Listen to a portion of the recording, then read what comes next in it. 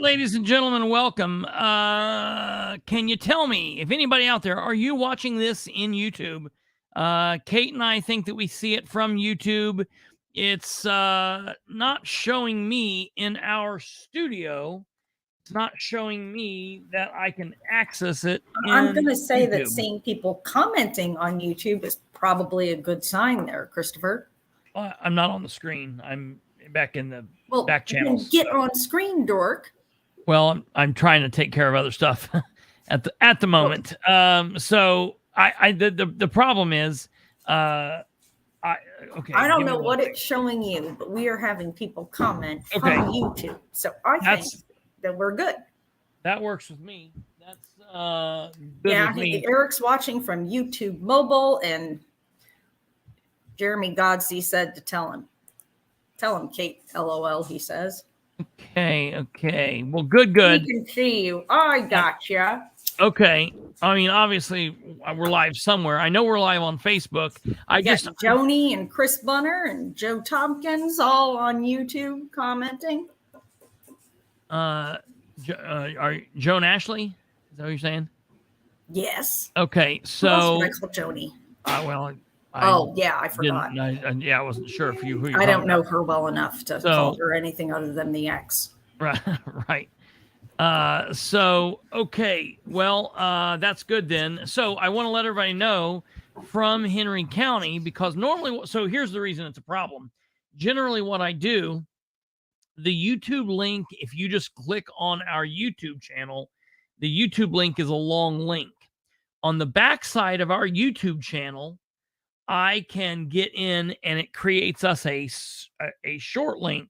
And that's the link that I use to share all these places. So I was not able to do that. And therefore I wasn't able to send this up to Henry County. And the reason I'm talking about that is I do have Henry County news tonight. And we're going to be talking about the start of what is going to be another kind of Sproles ordeal. So it's going to be a thing that's going to be, kind of heavily Sproles oriented. So the name of this episode tonight's show is the 58th episode. This episode is called Meetings, Updates, and Dreams. Oh my. Sproles Being Sproles, and She's Not a Good Friend. So that's the name of tonight's episode. And we're going to be talking about Muncie, Henry County, and Winchester. Now, I know that's a lot to fit in to one episode. No, I'm not. I was saying I'm like blocked from our stuff. So for some unknown reason, it must be a bug in our back channel YouTube whatever. So I'll have to deal with it later. I can go in and do that. So who gets the spin in the wheel first? Where do we go? Is it Winchester, Henry County, or Muncie? No, I've got to do Muncie first because Muncie is kind of the bigger segment. But for those of you from Henry County, for those of you that care, for those of you that know people in Henry County, please share this their direction, because this is going to be, in my opinion, another look. It's Sproles being Sproles.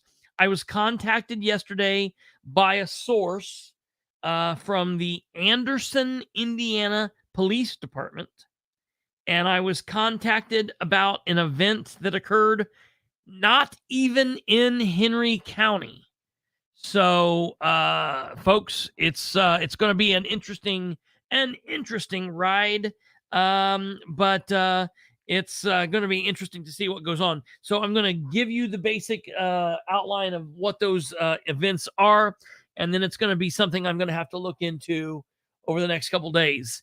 And I make it my solemn promise: tomorrow I get my hair cut, because I'm tired of it. I'm tired of the madness.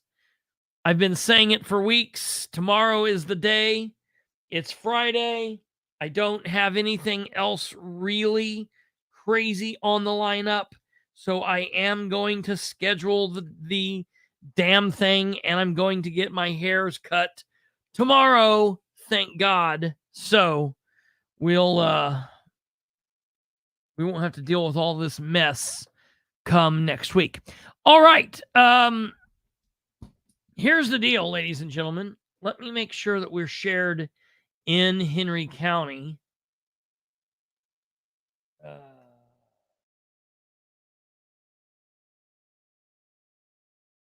we go. There's that. Share it in one more Henry County place. And I'll share this in Muncie and so on and so forth after. Please, if you guys are in groups that you think would find this to be important, please maybe share the link, help spread the word, get the message out there, because tonight is going to be, I think it's going to be a lot of good information. So what we're going to do first, who's my barber? So here's the deal, Jackie.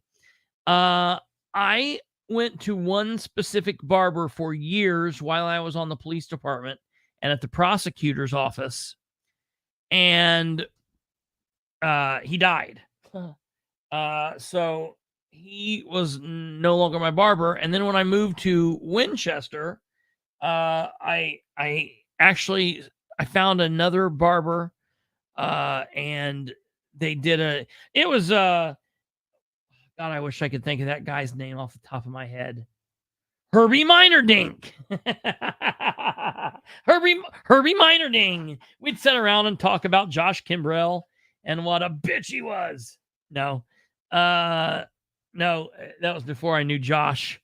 And I wouldn't go to Herbie. I actually tried going to Herbie Minerding one time, and I walked in and the door was open, and it looked like I had walked into, like, for those of you that know internet culture, it was like I was in the back rooms.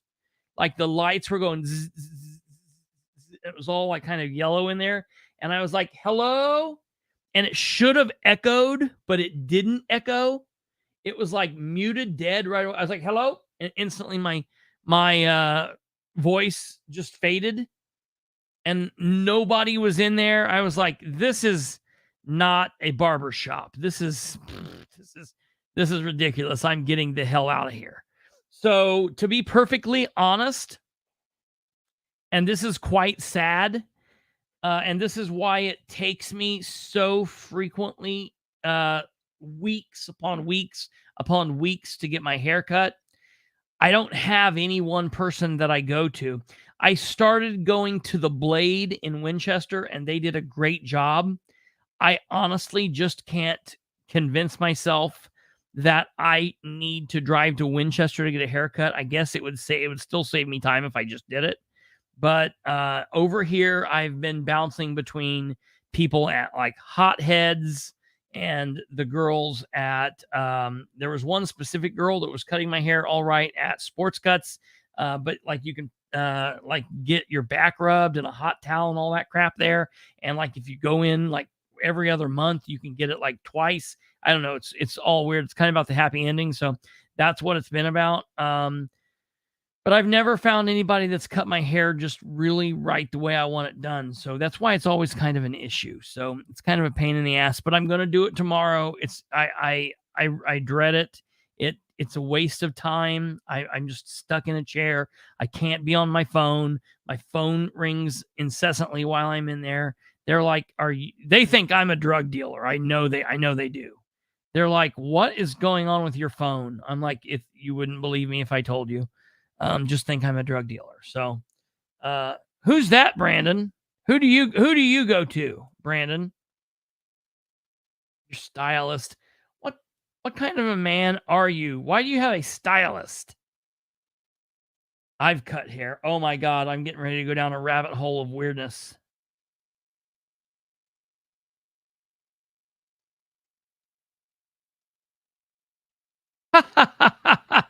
Joey.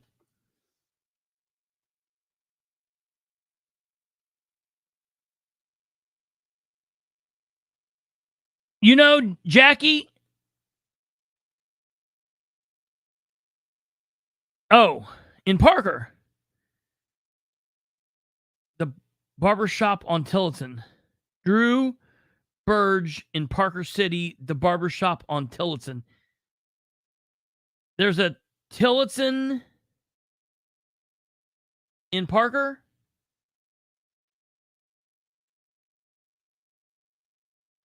I didn't know if I didn't know.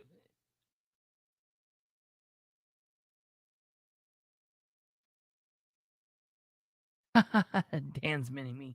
If you're talking about the guy in Parker, Jackie, that is just right on 32, just as you're starting to exit town, I am going to try to check him out tomorrow. I have actually went there one time. So I'm going to try to go there and see what I can do, because that is important. So I am going to go there tomorrow. All right, ladies and gentlemen. So last night we had Jeff Robinson on. It was a great interview. I've had a lot of you reaching out to me today. I know a lot of you have been trying to reach out to him, and I do believe that he will respond to you. So just, keep doing what you're doing, trying to. Also, try to reach out to Dan. Try and get Dan to answer questions. Try and get Dan. Tell Dan you want him to interview here. I don't know, if he wants to call me and say, hey, I'll do an interview, I probably would still take him. I'm just not going to chase him down anymore. So if he wants to approach me, maybe I would still do that. That being said, because we had the interview yesterday, we missed out on the Board of Works. We missed out on the community update. We missed out on the Dreaming with Dan. Normally Dreaming with Dan has been on Thursdays, but basically since the fair, they've moved to Dreaming with Dan on Wednesdays. So it is what it is, but we're going to first and foremost, we're going to look at those three events in Muncie. We're going to look at the Board of Works. We're going to look at the Dreaming with Dan. We're going to look at the community update. And we're going to look at the Muncie Redevelopment Commission. So we're going to look at all of those. We are then going to go into the Henry County news and talk about Sheriff Sproles and how Sheriff Sproles is acting like Sheriff Sproles again. It's really disgusting and it will blow your mind. And then lastly, we're going to end on Winchester as I give you just a little bit of news. Uh,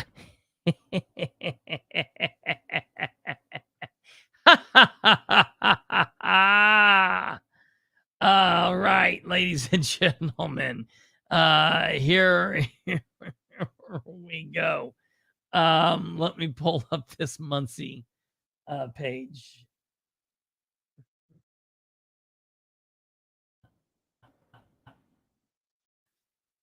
Someone suggested I could maybe try out Clay Morgan and see if I could get an interview all at the same time. Of course, Clay Morgan is running for mayor of Newcastle and is not someone that I am a fan of. So that's always an option, I guess.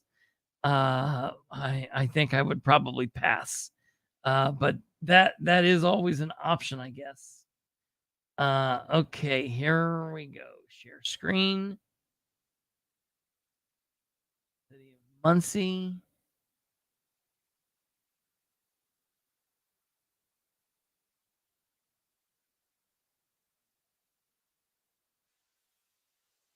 Welcome to the October 18th Board of Public Works and Safety meeting. If we'd like to rise for the Pledge of Allegiance, please.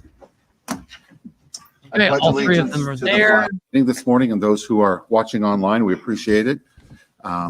If we could have roll call, please. Ted Baker. Present. Roma Mauer. Present. Linda Greger. Present. We have been presented an excellent set of minutes by Lacey from Lacey.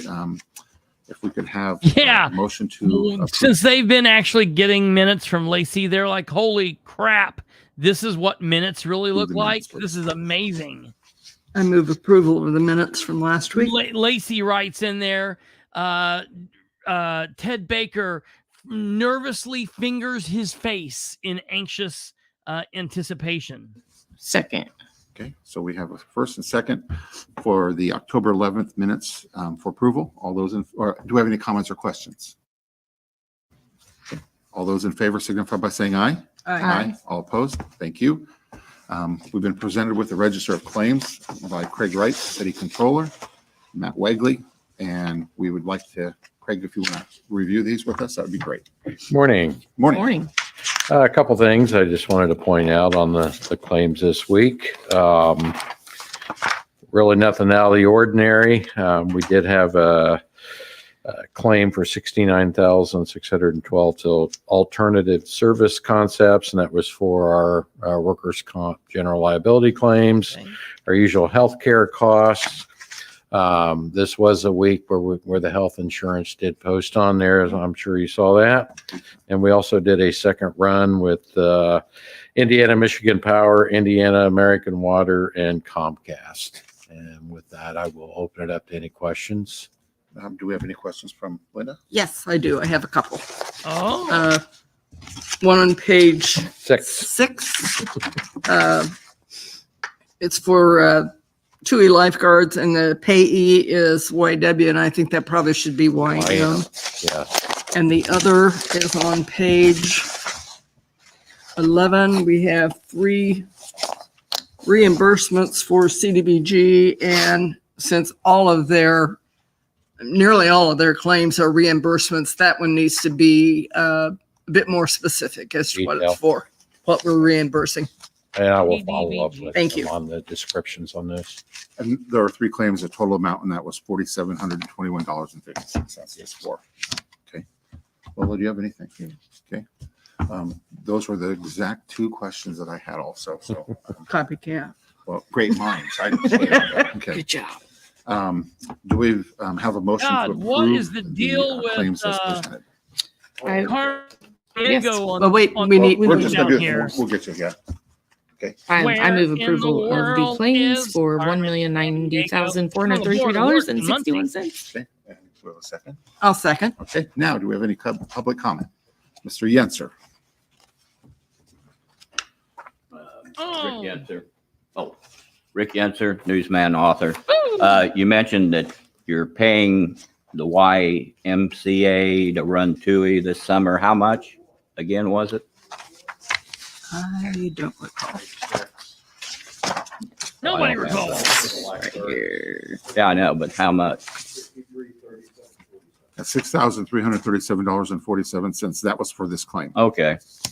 I had another question too. It involves spending. It came to my attention here lately that public safety got like a $3,000 bonus out of CARES Act, which we all received money some time ago, along with paying for PP loans. And I was wondering, was that appropriated, or was it a lump sum that you approved as the Board of Works? And what, as I recall, any extra money or leftover money has to be appropriated. And that's what I was asking, whether you just paid the lump sum or was payroll, because I haven't talked to the state yet, but I am about what or how much that's going to cost taxpayers. And I can count 3,000 times a couple hundred people's probably $500,000. Thank you. Thank you, Rick. Any other comments or questions? Okay, all Any- those in any favor other signify by saying aye. Aye. All opposed? Motion carried. Thank you very much, Craig and Matt. Thank you. We do have some unfinished business. We have a Nobody street closure decides to application answer for the the question? Dead End Cruisers car show. If you could come up and just address that, please. And we will note that you have presented us with a full case of documents, so we appreciate that. No problem. Smooth. We are, And your name, please. Dion Bartles, Okay, and I'm the secretary and the treasurer for the Dead End Cruisers. okay. We normally put our car shows on at Dairy Queen up to last year. They had a problem with their insurance and had to change companies. And so we can no longer use Dairy Queen's parking lot and that adjacent lot to Dairy Queen. So we moved it to Muncie Lanes. At the end of October, or at the end of September, Muncie Lanes told us that we could not use it for our October show. He forgot he had bowling league that day. So then we had already lined up KFC to start using next year. So KFC asked us to try to keep the car show to the back of the property so that we weren't on Madison trying to disrupt the traffic there. Because last year our show had 120 cars show up, and that was just the people that registered. So we came up with the idea to try to shut down the street. We've got with the property owners on 17th and Monroe. They own a speed shop right there.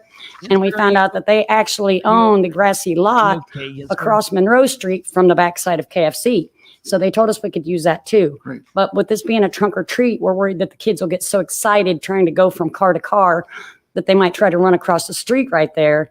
And we thought it might be a little bit easier if we could just shut it down just for the duration of our car show from about 2 o'clock to 8 o'clock, just for the safety of the kids. And once it gets dark, it gets a little hard to see out there. And so like just right there where 17th and Monroe meet up, and then directly behind KFC. So we'd be blocking like the intersection at 17th and Monroe, but we wouldn't be blocking traffic anywhere else. And there's no houses right within that vicinity except for one.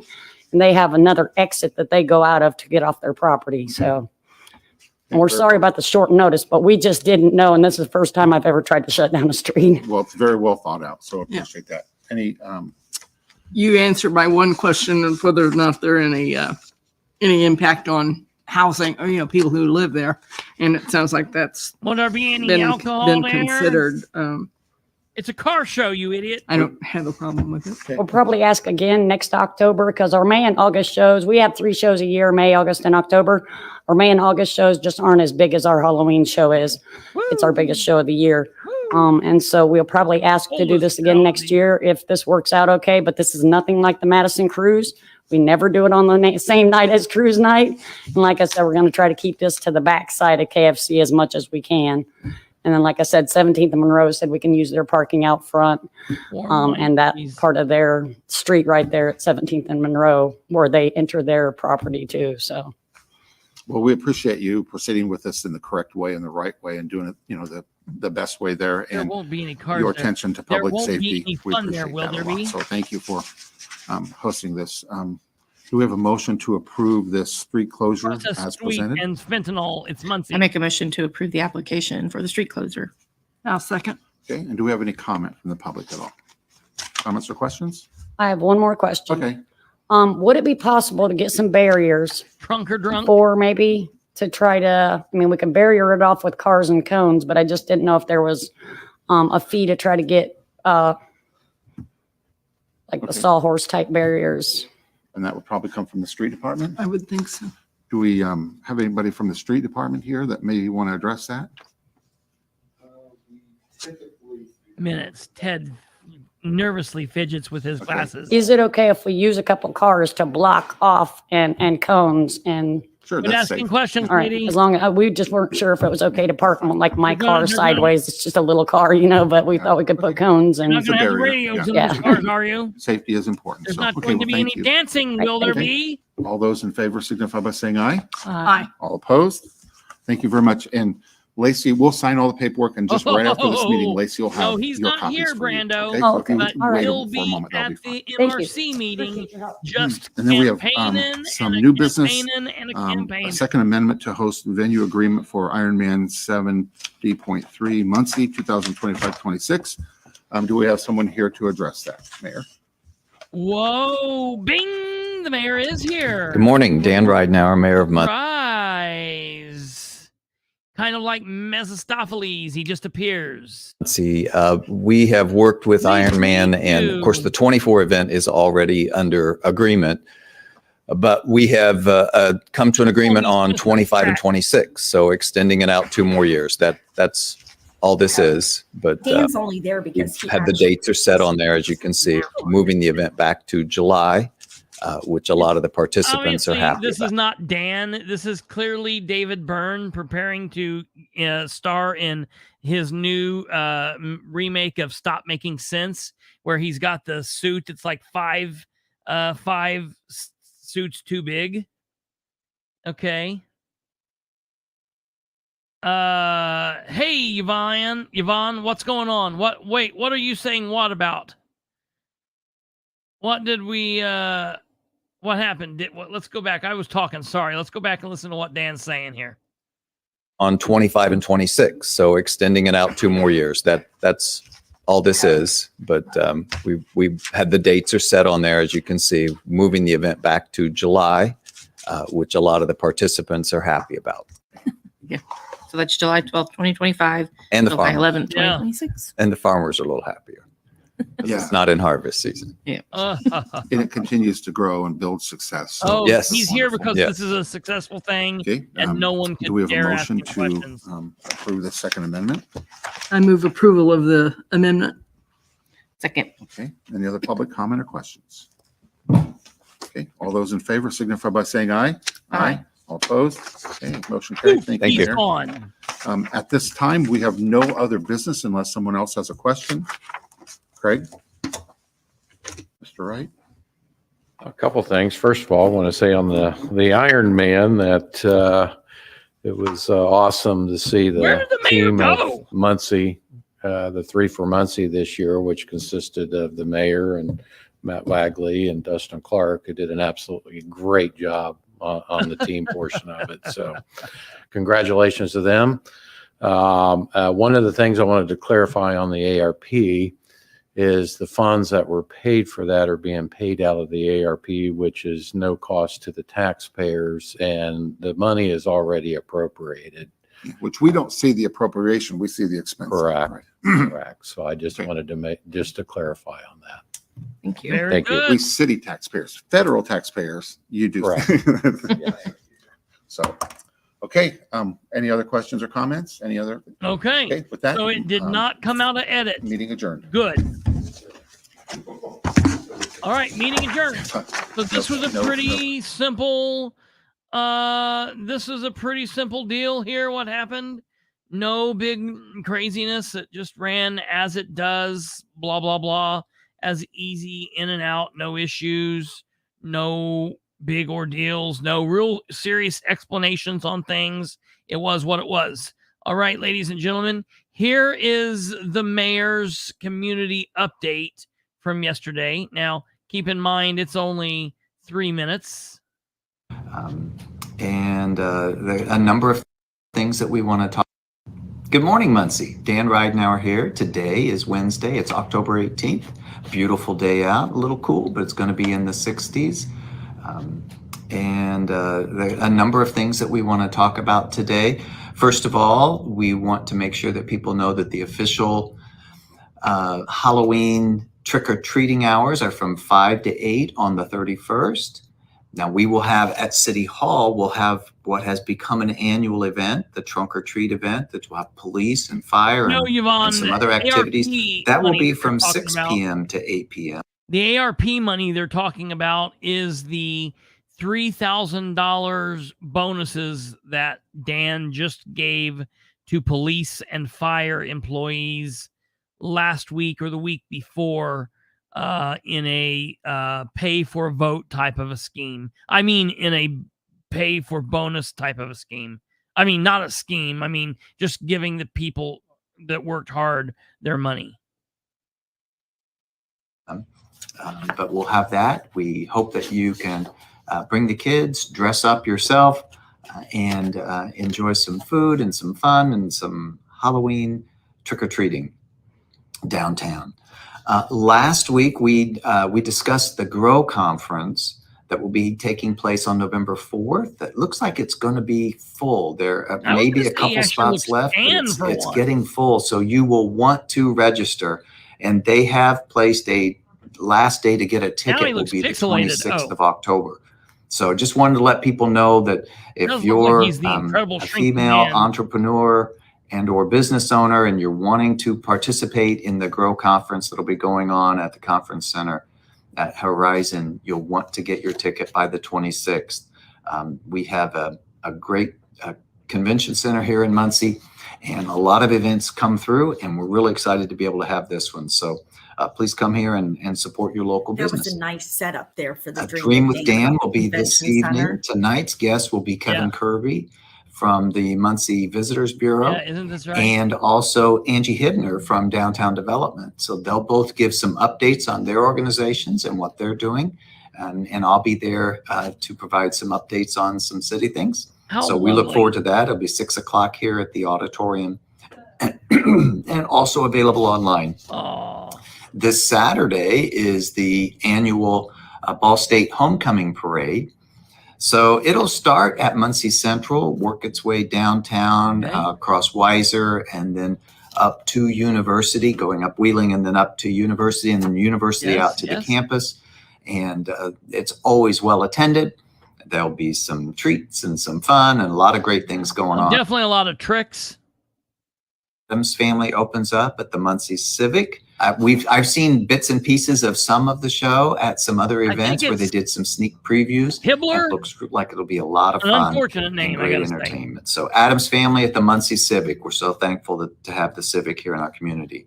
And then also on next Saturday will be the Downtown Creature Crawl. Bring your pets. Creature Crawl with their costumes. You're welcome to wear costumes as well. And humans must be leashed at all time to their creatures at all times. So just want to make sure everybody's aware of that, but we're looking forward to that coming up here next Saturday. So I believe that's it for this week. We look forward to chatting with you next week, and just say, have a great week. All right. Pretty nonchalant, like don't say anything too crazy. Don't give them anything to bite on. We're like literally 3 weeks out from the election. So relax, everybody. Here we go with the Dream for Dan and the Chief Danatics in the audience. Rock and roll, everybody. I will be moderating today's discussion. We have our Mayor Dan Ridenour, who will be giving an update on the city. And then our guests for this evening are Kevin Kirby from the Visitors Bureau and Angie Hibner, who is our new Downtown Development Director. So they'll be giving some updates as well on what's going on in their corners of the city. And then we'll be taking some questions on our live stream, which I will be asking after everyone gives their updates. But we'll go ahead and get started with our Mayor's update. Thank you, Michelle. Welcome to everybody who is watching. We have some here in the audience, and we expect a lot more online. So please submit your questions. I'm going to start with, I guess I'll start with some of the affordable and workforce and market housing that we have had some success with. I just want to give people some updates on where things are. So, for example, Riverbend Flats, which is an apartment complex that was built at the corner of Memorial and Now listen to what Burlington, he says with former this. location of a Marsh grocery store. That is now, it's a 60-unit apartment complex. It is workforce, and what that means is it's income-based. And so the more money you make, the higher your rent. It is now it opened up in a few months ago. It's been maybe 4 or 5 months now, and it is 100% leased. So they're very, very pleased. They 100% said, leased. Now, if you drive by this place at any point,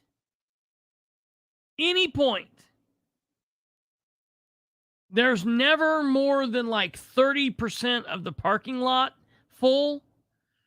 If you look at the windows, if you look up, if you don't just look at the ground level and you look up at the windows, there are windows that have blinds and curtains in them. Then there are a lot of windows that are barren. No blinds, no windows, completely open 24 hours a day. Now, hey, I know I got some friends that back when I was in college, every place they lived, they never covered their windows. They did not cover these people were freaks. I tell you, I don't know. I can't imagine a more creepier situation. I could never do something like that in my entire life. I could never be in a house. I'm on the second floor right now. Please bear with yourselves, everyone. Don't gasp, clutching your pearls and grabbing your chest. I know you all thought I was in a basement. I am on the second floor. Nobody can see me. I can have these windows plain open, but I just can't do it. I just cannot do it. That would be weird. That's a weirdo. Only weirdos can do that. My friends from college were weird. They're weirdos. If they're watching, you guys are weirdos. You know you're weirdos. Maybe there's some weirdos at this River Bend facility, but I just don't know that there would be that many. It's very, very strange. You cannot cover a window? So you like to have your windows wide open? Is that what you're telling me, Diane? You're one of those weirdos? You have your windows wide open? Maybe there are 60 Dianes that live here. I don't know, man. All I know is this. Hey. No. Right now? Is it letting the sun in right now?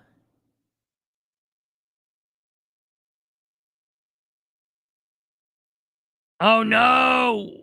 You mean in your house right now? Someone could just be looking in your window, creeping on you? That is, I cannot do that. No way. No how. That's wild. That's wild.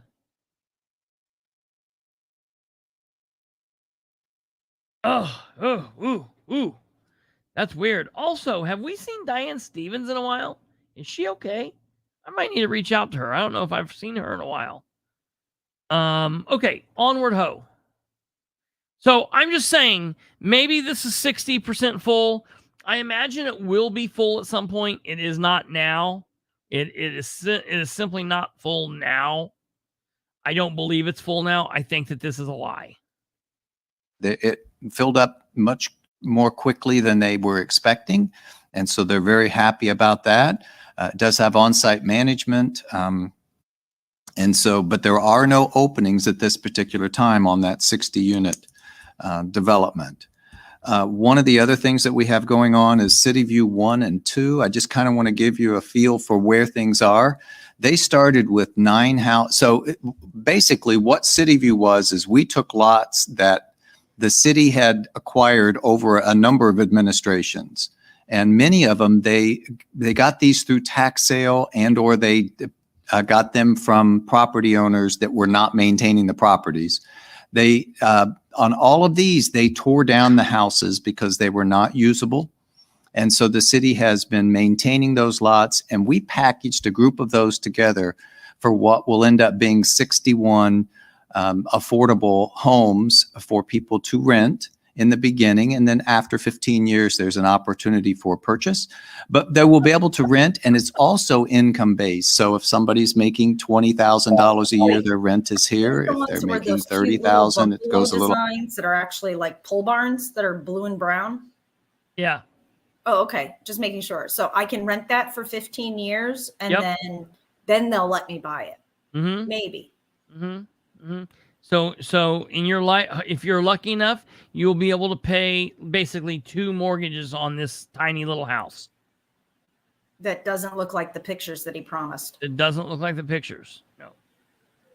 I mean, So a I was thinking roof that would be over, a really cute little neighborhood, but it looks like it's well, it's not a cute little neighborhood. These are individual houses just in their own little areas. It's not an actual neighborhood of these places, but yeah. oh. Yeah, but that's a really good Ponzi scheme. yes. Do you hear Niles over here? Yeah. It's like that's Right. a really great Ponzi scheme. It sounds like Al Gore. Blah blah blah. Slum Lord. Yeah, since when did does Muncie want to be slumlords? Very strange. All right, here we go. Higher and so forth. And those are the way they started, because they're building on multiple lots throughout the city. In total, it's about 5 different neighborhoods. The majority of them are in the Thomas Park, Avondale, the South Central, South Side, and Industry neighborhoods, but they're in 5 different neighborhoods in total. They started with the 9 that were the exact same design. And it's my understanding that they put in all those foundations for those 9, and then they put in the plumbing and the slabs for those 9. Then they put up the frames. Then they did the interior work, and they now have some. They now have those. Some of those are getting very, very close to having occupancy, and so they are now accepting applications to apply for those. And again, that will be income based. So this is not something where you need anything from the housing authority. It's not a voucher, but it's income based. So you come in, you show your income, and that's what determines how much your rent is.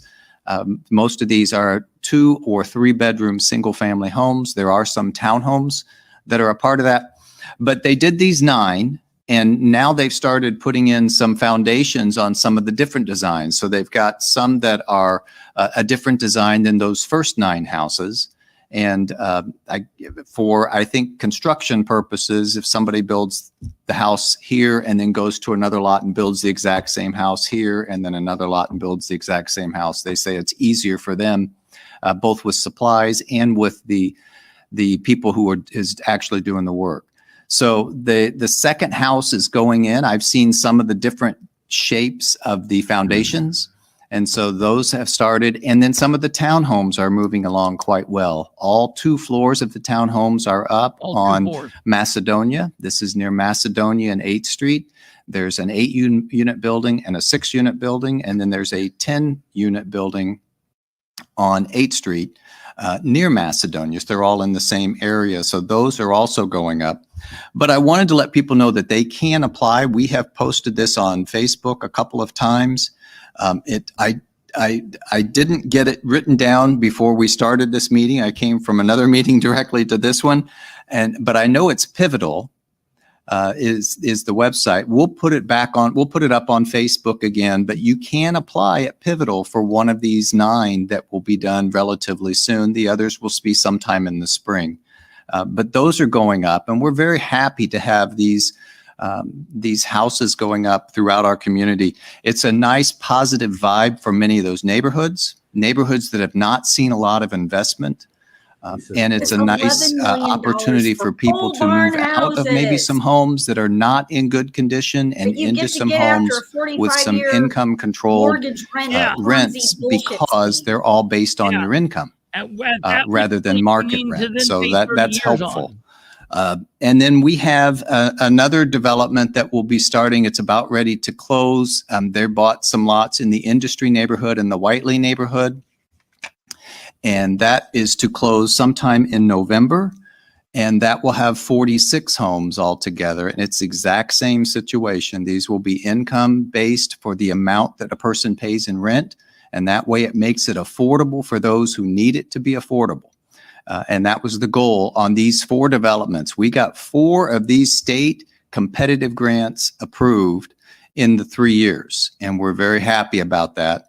These will start construction in early 24. But it's about ready to close on those lots. So that's Southern Terrace. So we've got those. Now, in addition to that, Storer Estates, which is a market-priced subdivision that has been built. And we did it in a couple of different things. One of the things we wanted to do was to make sure that the neighborhood around where Storer Elementary School was, the neighborhoods in that area all had some flooding issues. And so we went in and with the Muncie Sanitary, we partnered with the sanitary district on this. And we went in and we have put in a lot of extra drainage inlets. We're putting in a dry retention pond, which at times will not be dry. But it will, there will be many times when it drains out. It's designed to take care of some of that water that can come from a storm and hold it, and then distribute that to that creek over a period of time rather than all at once. And that will be one of the things that helps with the drainage. There's 34 lots that are going in there. There's also a small park that's being added to that particular park, which will include 2 pickleball courts. The courts have been laid down and asphalted. There's still other work to do on those, and the playground equipment is in. We're waiting for the contractor. The contractor that did the subdivision. What's up? Taxpayer money for a park. How about just stop using taxpayer money and decrease their taxes so they can afford to live and buy a fucking house? What's happening? Niles. What's this guy's obsession with parks? Yeah, dude, I don't understand. I don't understand. Like, I get wanting to make it nice where people can live, but if there's no one, it's weird. He has a massively weird obsession with parks.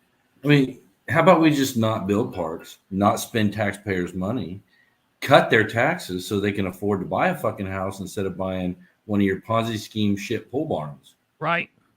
Yeah, clean up the parks that we have, make the parks that we have nicer. The thing is, and I don't know the name of the park. Wayne Scaife went to the park. It's the park that's over off Bunch Boulevard and Wayne Scaife was bitching that the city hadn't done it. And of course they hadn't, because this is a park in Whiteley. This is a park where, tends to be a park that's in a neighborhood that a lot of the Black communities in. So the city of Muncie didn't get right on it. And Wayne Scaife was rightfully pissed off because, in that same time, Thomas Park got everything it needed and everything else. And I'm just saying they need to, the city of Muncie has made itself very clear on what order they're going to do things in. And Dan's been very outspoken about that. Riverview Park. Thank you, Charlize. Riverview Park. Thank you, Yvonne. Absolutely. But yeah, I don't understand why he needs to clean up those parks and make those parks nice and make those parks better rather than building all of these other weird things and doing all of this other weird crap he's doing. Every park he builds adds to the maintenance cost of the city. Yeah, right. And makes it doubly hard for his parks department, which is already way overworked and way overstretched. I just quit taking people's houses away for property taxes, which is unconstitutional anyway. Right. Stop spending their money on dumb shit and cut their taxes. Right. Absolutely. I don't know. All right, let's go on here with this and hear what all more he's got to say. I will tell you guys that the Dream with Dan does pick up on a positive level here in a bit when we get away from the mayor. And hired out a playground equipment contractor to put the playground equipment in. And so that will be done here shortly. And we're excited about that. So there'll be a small playground. And then there's also a walking path, which connects a couple of different neighborhoods. and has a walking path around that dry retention pond. And we find people are already utilizing that walking path a lot in that neighborhood. So we're excited about that. And all 34 of those lots are already sold, and a builder is ready to come in and start constructing new single-family homes that will be available for purchase. So those will be for purchase at market prices. A couple There other you go, things that you Yvonne. can see in town is we do have, and this is not a city project, but the YMCA is building on Muncie Central location. So they made a deal with Muncie Central to, and they're coordinating joint use of the aquatics. So it will be Muncie Central's home swim team will be performing there. So there'll be even the grandstand seats and the diving and all of that, as well as the Y will be there. So the new Y will be going up. You can see that. It's very visible. The foundation is beginning. They're doing some major digging to make it all solid, and when it's finished, the amount of parking, because they're restructuring the parking lot, that the amount of parking will be more than was there when it was just a parking lot. So that's the wonderful thing about engineering and continuing to advance and make things better. You know, obviously the city didn't have anything to do with that, but we were thrilled to see that it was going to have more parking after the building is there than parking that exists at before the building was constructed. I will remind people that there will be a short-term closure of Walnut Street because some of the equipment that's needed to dig the pool and some of the other parts of the construction is so large that it will be blocking a couple block area of Walnut. So you will not be able to go from North Walnut all the way to Weiser. You will not be able to get there. You'll have to go around. But that'll be coming sometime in November. Maybe Michelle, if she knows it off the top of her head, can give the exact date. I don't know exactly. It's adjusted a couple times and from the WISE contractor. But I wanted people to know about that. And I just thought I would touch base just a little bit on the existing Y that's downtown, the one that they have had been occupying. that The the city city did now purchase owns. that, and we have some companies who are taking a look at that. And at this point, we don't have anything planned in that area, but we knew that it was a valuable property, and because it's right by Cannon Commons, very close to our hotel in our downtown area, we knew that it was important, and site control is sometimes important, and it also helped the YMCA with their funding. So we did purchase that, but at this point, we don't have any final, and that was a question that came to us prior to tonight's meeting. So I just wanted to address that. We don't have any final plans. We didn't go in with any initial plans other than we knew that the location was valuable. We've had a lot of suggestions and a lot of ideas, and we look at all of them. But we do have a developer coming in next week who's going to look at it and see what can possibly happen with the existing Okay, building. I'll have to keep an eye on that. And two other things, we've got the new Holiday Another Inn developer Express is that's going going to in rape over the by city. the car That's dealerships. This is fantastic. across from Meyer. So that is a new Holiday Inn Express. It'll be a 4-story building. The current Holiday Inn Express, under what I have been told by the management there, is they are changing names. And so when that Holiday Express name Isn't that became interesting, available, Yvonne, right? it was quickly grabbed by a company that does hotels, and they have started construction on the new Holiday Inn Express. And ultimately you'll see a name change on the existing structure. And then lastly, I wanted to talk about Southway Plaza. They had some challenges. Wait, back up. I have been told by the management there is they are changing names. Okay.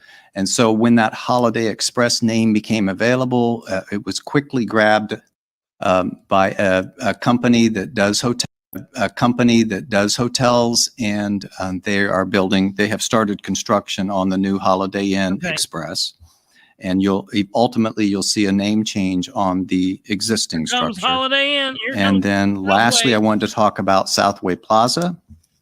They had some challenges If he So says, "Hey, essentially what happened is when they purchased the property, they started leasing it and discovered that the HVAC units were not able to handle additional customers. And so they stopped leasing the building once they discovered that because it was just not going to be functional. They would break down. And so they, this past October, ordered. They who? They who? And where's the $400,000 that you got from a bond of 3.5 million to give them? Where is that $400,000 at? What? Oh. What? So Southway Plaza ran into problems. The company that was leasing the building backed out. No, he didn't say they backed out. He didn't say they backed out. He just said they stopped leasing it.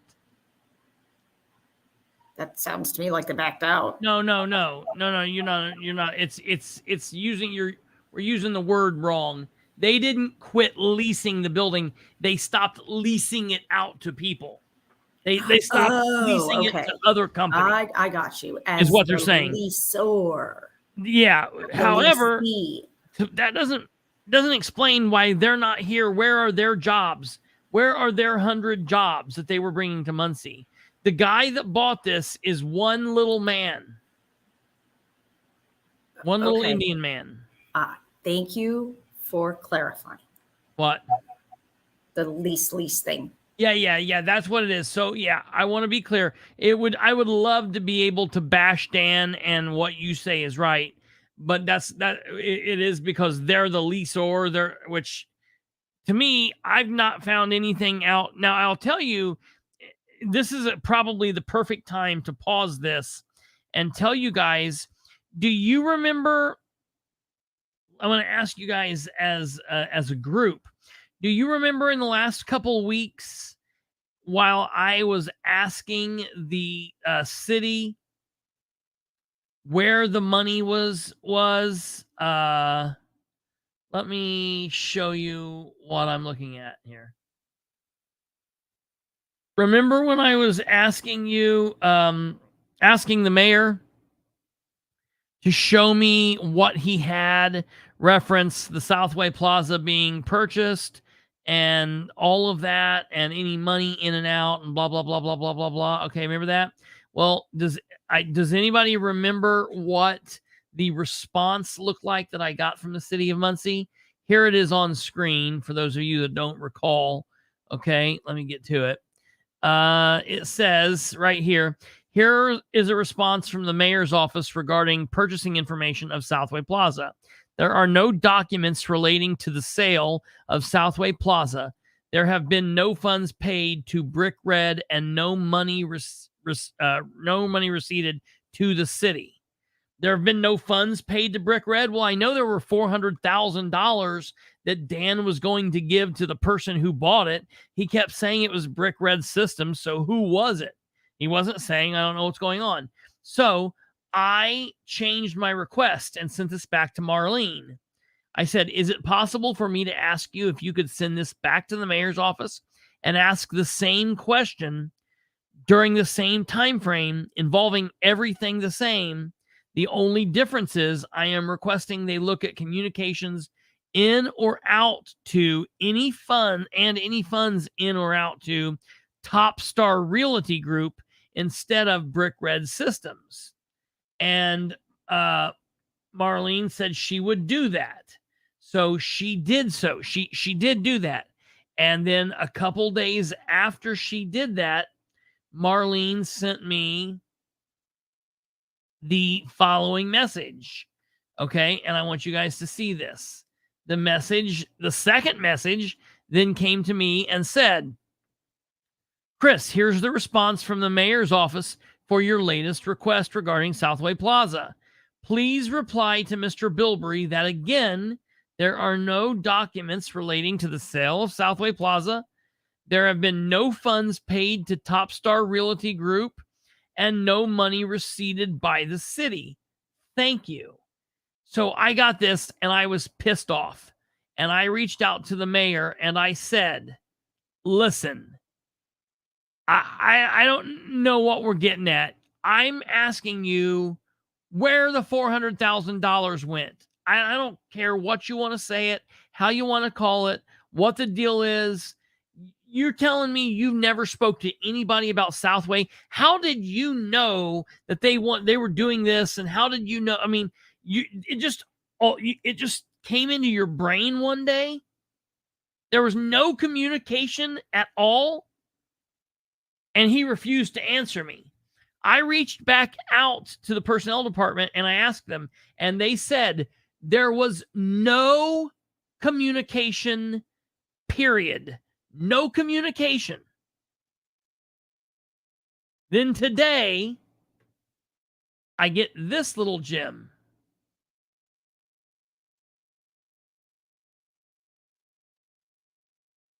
Good evening, Chris. She sends this to me at 5:39 p.m. Good evening, Chris. Attached is the only email regarding the sale of Southway Plaza, 2 from Topstar Realty or Brick Red Systems, and 2 from Mayor Ridenour. This fully answers both of these questions. Wait a minute. I didn't think that there was something such as this. I'm confused. What's the deal? And what's this? This is strange. Look at this now. Okay, here's this. From Mayor on behalf of Mayor City of Muncie, Dan Ridenour, forward. And it's got an FW, Southway Plaza job creation. So, okay, interesting. Attachments 1, 2, 3, 5, 7 from PM is what we're gonna call this guy. PM sent Monday, November 8th, 2021 at 2:27 a.m. to the mayor of Muncie from Shrivna's Brick Red System, Southway Plaza job creation. Dear Mayor, I hope you find this letter in good health. We recently bought Southway Plaza, a strip mall at the south end of Muncie in Muncie, and plan to remodel it. We are a software company with offices in the US, Canada, Ukraine, and India. Interesting. I recently visited Muncie and was amazed to see the talent Muncie has in Ball State University.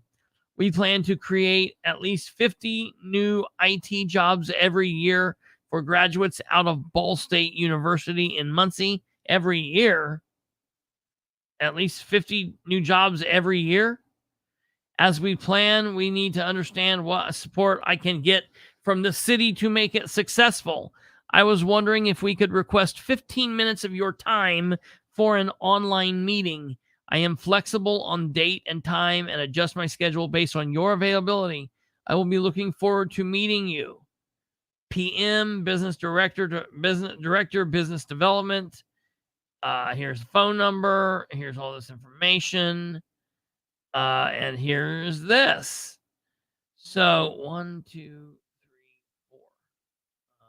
1, 2, 3, 4. So that's probably what those attachments are. So here's this. But you cannot make me believe that this is the only correspondence that these two people had. This is so weird. So weird. So I'm going to be digging into this tomorrow. I'm going to be sending them, asking him for a breakdown of what the telephone conference is. And now that I have this guy's email and stuff, I'm going to be contacting him directly to ask what the situation is with him, the city of Muncie, and all of that. So maybe he'll tell me, to go fly a kite, and maybe he'll tell me what I want to know. Time will tell. So I just want to let you guys know that as we continue to listen to this Dream with Dan and listen to everything else he says. And as you listen to everything else that Dan says, over the next 3 weeks. It's just very important to hear. No one ever knows what the hell's going on in the city of Muncie. It's always a circle jerk. New HVAC units, they were told that they would not be until July. There was a component that I think was made overseas that they knew that scheduling would mean they couldn't get it till July. It actually came in August and was installed, so they are now moving forward. I saw some, well, I wouldn't call it paving yet, but there were definitely some repairs being made on the parking lot. They have talked with our city engineer. They're getting some plans approved for some upgrade. It was installed in August. We're damn near in November. August was 3 months ago. Let's see how much longer this nonsense lasts. Now, remember today, folks, I got to write this down. On Wednesday, 10/18/22, Dan R. said the Southway HVAC was repaired on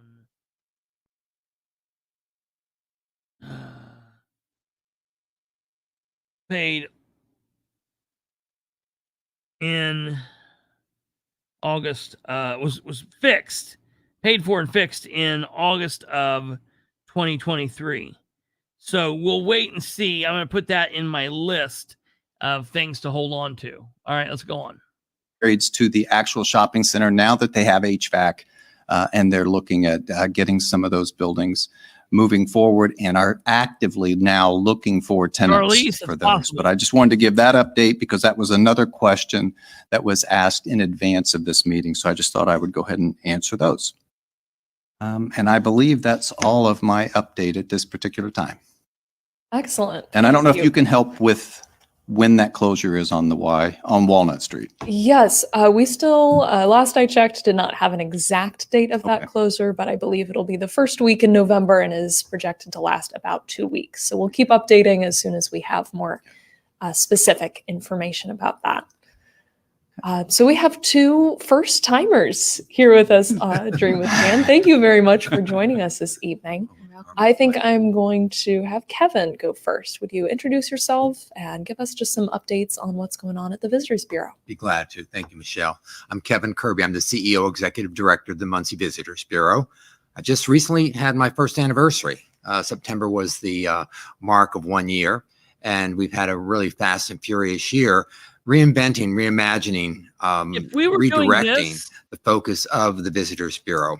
We moved actually This from a could very well be semi-quasi-government passion. role to a nonprofit status last January, getting all of that fleshed out. We have 4 board members that we report to, and I'm a staff of 4. And the 4 board members also kind of are looks like nominated by the city, the county Homestead commissioners, from and the city Indianapolis. as well. So we have a good blend of really dedicated board members, and it's been proving to be quite successful in terms of our movement forward. What we've done is we've reevaluated the situation of what we've done from a marketing standpoint, and being a Visitors Bureau, marketing is key to our communication platform. And we have evaluated and decided that we needed to look at a whole new approach. And so we're going through a very extensive branding program right now.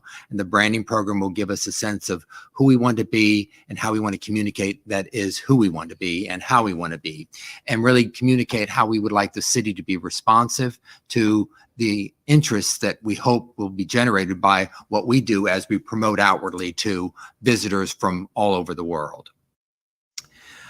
With that branding plan, we will then be working on a marketing plan. That'll be, of course, the media campaign that will support the messaging. So we are really looking at fine-tuning our website. So we'll have a new website that'll be developed, and also social and digital media will be heightened and certainly expanded upon based on the targeted audiences that we are working with. We hired a firm to actually help us best understand who we were and what we were about and what people found interesting and desirable about Muncie, Delaware County, and had some very interesting focus groups from that. The detailed distillation that comes from that is being utilized in the development of a Happy birthday, concept Dan campaign Ridenour. right now. And we're hoping that the ultimate plan will be completed for launch sometime mid-November. We're trying to kind of sneak in a little before Thanksgiving and not be caught in the holiday shopping window. But we think that probably the week of the 16th, somewhere in there, will be the time that we can go ahead and launch our new campaign. In the interim, we've done a soft launch, if you will, and that includes the development of what we call experience guide.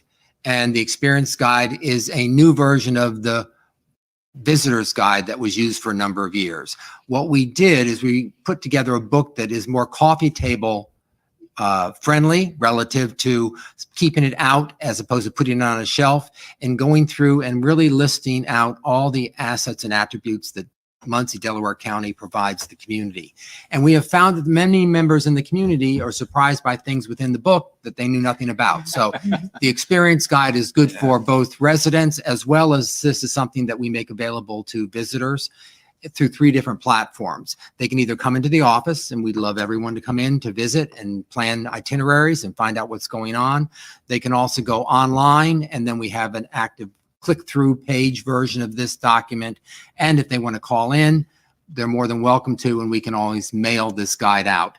This is kind of the catalyst in terms of the look and feel that is the foundation for what our branding campaign, we hope, will be delivering. So working through that will launch us into a marketing campaign. And that marketing campaign then will, very interestingly, and I'm sure all of us know this, be stepping into the world of April 8th, when we're having a full solar eclipse. And we have taken partnership with the city and helping promote that effort and initiative. And in fact, the cover of the experience guide represents just that. The whole wonderful experience that people can really absorb, this once in a lifetime opportunity on April 8th of 2024. And then we'll support that through media, and then continue that media heightening through the balance of the year as we discover new opportunities and we put funds against those opportunities. So we have a quite dynamic situation taking place, very on top of it staff, excited to be doing what they're doing. I'm excited to be leading whom I'm leading. I came here to Muncie because I saw such great opportunity here. I saw such wonderful people that embrace their community. And then I saw such vestiges of the past that had been restored and beautified in a way that made them compelling assets and attributes. Yeah. And where my office is located on South Walnut Street, I can see all the convention goers come and go and stare in awe at the beautiful city that we have. And then the selection of restaurants and shops and one-of-a-kind businesses is just ripe for the picking. So I have a background a bit in community development, and Muncie has it in spades, and I'm proud to be here and represent it. Excellent. Thank you, Kevin. We're very glad that you're here as well. I mean, that it's was exciting to hear about everything that's coming up on that side. Angie, same thing. Would you introduce yourself? I don't know She's what laying he the said. shit on thick. Development. Wow. Sure, absolutely. So my name is Angie Hibner. I'm the executive director. Listen, I got to say this real quick. Annie kind of hit on it last night, and I don't mean this. People are going to take what I say here wrong. I love Muncie. I love Muncie very much. I've lived in a lot of other places. Not a lot of other places. I've lived in other places. I've been to many places. I've been all over the world. I've lived in London. I've seen London. I've seen France. Okay. I love Muncie. I want Muncie to do good. I want Muncie to do great. I want Muncie to be the best. I want Muncie to be awesome. I want everything that Muncie can have for it. I don't like being negative, but I'm not going to be toxic. I'm not going to be toxically positive ever. I was talking to Kate last night or the night before maybe about this, and we were kind of talking and I was talking to my friend Sarah about this, and Sarah agreed. It's just very true that there's something about Muncie citizens that you kind of embrace the suck. You just, there's a thing with Muncie citizens, kind of a cantankerousness, and it's kind of like British people. British people are like cheerfully bah humbuggish, and Muncie is very similar to that. So I just like when I see people who are just like, oh, ooh, you know, sometimes it comes off. If they got to be really genuine about it, because if not, it turns me way off, and I can get absolutely cynical in a flip of a switch. I believe this woman in my heart of hearts. I believe she means what she says. I believe the guy, but this is all campaigning, folks. They're coming in and saying nice things for the mayor and doing the mayor a favor, and this is just campaigning. This is all this is. Dan has done a lot of dumb shit in a lot of things, but one thing he's good at is stacking on the positivity. He has an absolute fanatical fan base, and the people who buy in have bought in hard. So that's what we'll go on here. For downtown development. And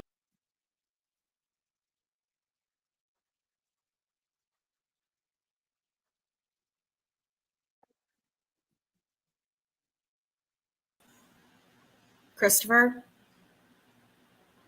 Yeah, I'm froze. Yep, you're froze.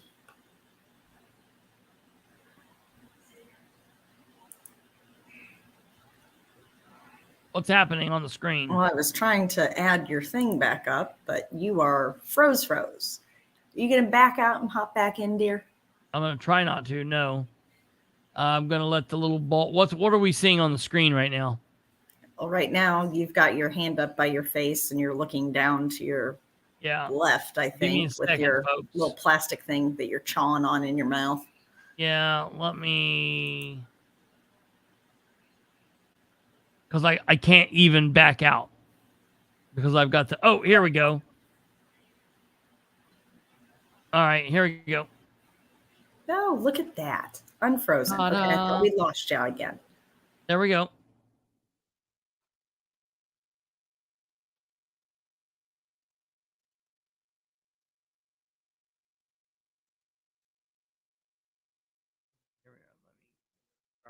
consulting and strategy for 8 years. As it in spades, and I'm proud to be here Oh. the 16th somewhere. Welcome to marketing to kind. Introduce yourself and tell us a little bit about downtown development. Sure, absolutely. So my name is Angie Hibner. I'm the executive director for downtown development. And yes, I'm brand new. I was asked to share a little bit about myself for those that don't know me. I'm 4 months in, and let me just say I came here from Anderson. My family and I lived in Anderson for 18 years, and that is where I actually owned a business doing business consulting and strategy for 8 years. That was kind of came to a halt with the pandemic, and that is where my family and I decided to move to Noblesville for 2 years. We actually moved to Noblesville, me thinking that my business would take me there. And there was just something that we weren't quite fulfilled. So as I started searching and interviewing, that brought me to Downtown Development, who's looking for a new executive director. And honestly, when I interviewed and drove into town, I don't know how to explain it other than feeling like I was home. It just felt like home. And so as I started the interviewing process, it was one of those things with downtown development where I stepped back to say, okay, who is this organization? And that is really, so for those of you that don't know a lot about Downtown Development Partnership, that's where I learned, okay, this organization is really a true one of the leaders in downtown in cultivating a vibrant downtown. And they do that through focusing, like their biggest goal is on economic and cultural growth. When I heard that, I'm one that when it comes to action, I want to see action. I want to see results. So my next question was, okay, what's the why behind this organization? And in looking at that, it really was looking at the partnerships. And once I started meeting a lot of people in the community, you don't have to be here long to see just the authentic and philanthropy that goes into this community is just outstanding.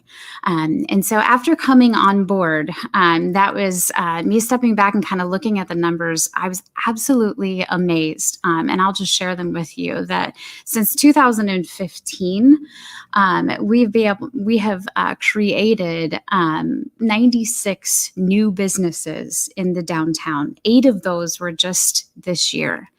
And so looking at those 96 businesses, that we were able to bring over 360 new jobs to the downtown. So when you talk about vibrancy, that's where a lot of my passion and my energy of like, man, this is an amazing organization and amazing place to be. One thing that our team has stepped back, we are a staff of 2, but I will tell you, there are hundreds of volunteers out there that can talk to you about partnering with downtown development. And when you look at our partners as well as our board, I just have such honor and respect, and I'm just so honored to be able to work with them. One thing that we are in the process of doing, and I'm super excited about, is putting a comprehensive plan together for this next year, 2024. In looking at that plan, it was really, our organization is focused on 4 major areas. First being meaningful relationships. And so that is looking at business owners, our relationships with business owners and the resources that we have to offer there. And then also looking at property owners in the downtown. Relationships like with the city administration, relationships with the police department, fire department, Muncie Sanitary District, Muncie Redevelopment Commission. Those are the types of partnerships that make our organization succeed in the downtown. And so that is one of our biggest focuses. The next gear that we have mapped out is looking at those audiences and then saying, okay, development. How can we come alongside the business owners in downtown? How can we help them bring in more customers? Looking at what we can offer, whether it's a database of all of the different, when it comes to property that's available in the downtown. If it's developers coming in, making sure that, okay, what are the going apartment rates? What are housing rates in the downtown? Offering all that type of information, that's key to helping them develop as well. And so the other thing that we look at is the downtown experience. So really researching, which this just absolutely floored me. If you weren't here for our most recent event was Arts Walk downtown. Talk about the tenacity of Muncie. Oh my goodness. It was rainy and our event coordinator had planned. Last year we had over 6,000 people, 200 different vendors that were art vendors. Absolutely amazing. It rained all day. What I was amazed about is the tenacity and perseverance of this community. There, we had over 50 vendors who they were like, I don't care about the rain. We're setting up. We have the results, and there was over 4,000 people that came downtown to Arts Walk, even in the middle of all of that. It was just absolutely amazing to see a community coming together to join together and just be there for each other. It was awesome. And so offering a downtown experience, whether it's beautification projects, whether it's events that draw people in. Last year, we brought in over 96,000 people to downtown. And that in itself just speaks to the actual downtown community.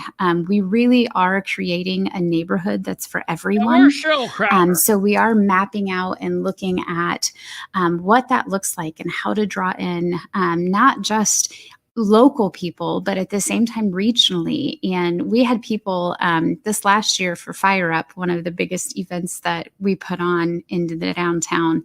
And there were over 11,000 people that came. And it was like people coming from Fort Wayne, people coming from Indianapolis, and even farther. And so that's exciting when you look at the type of downtown that we're creating.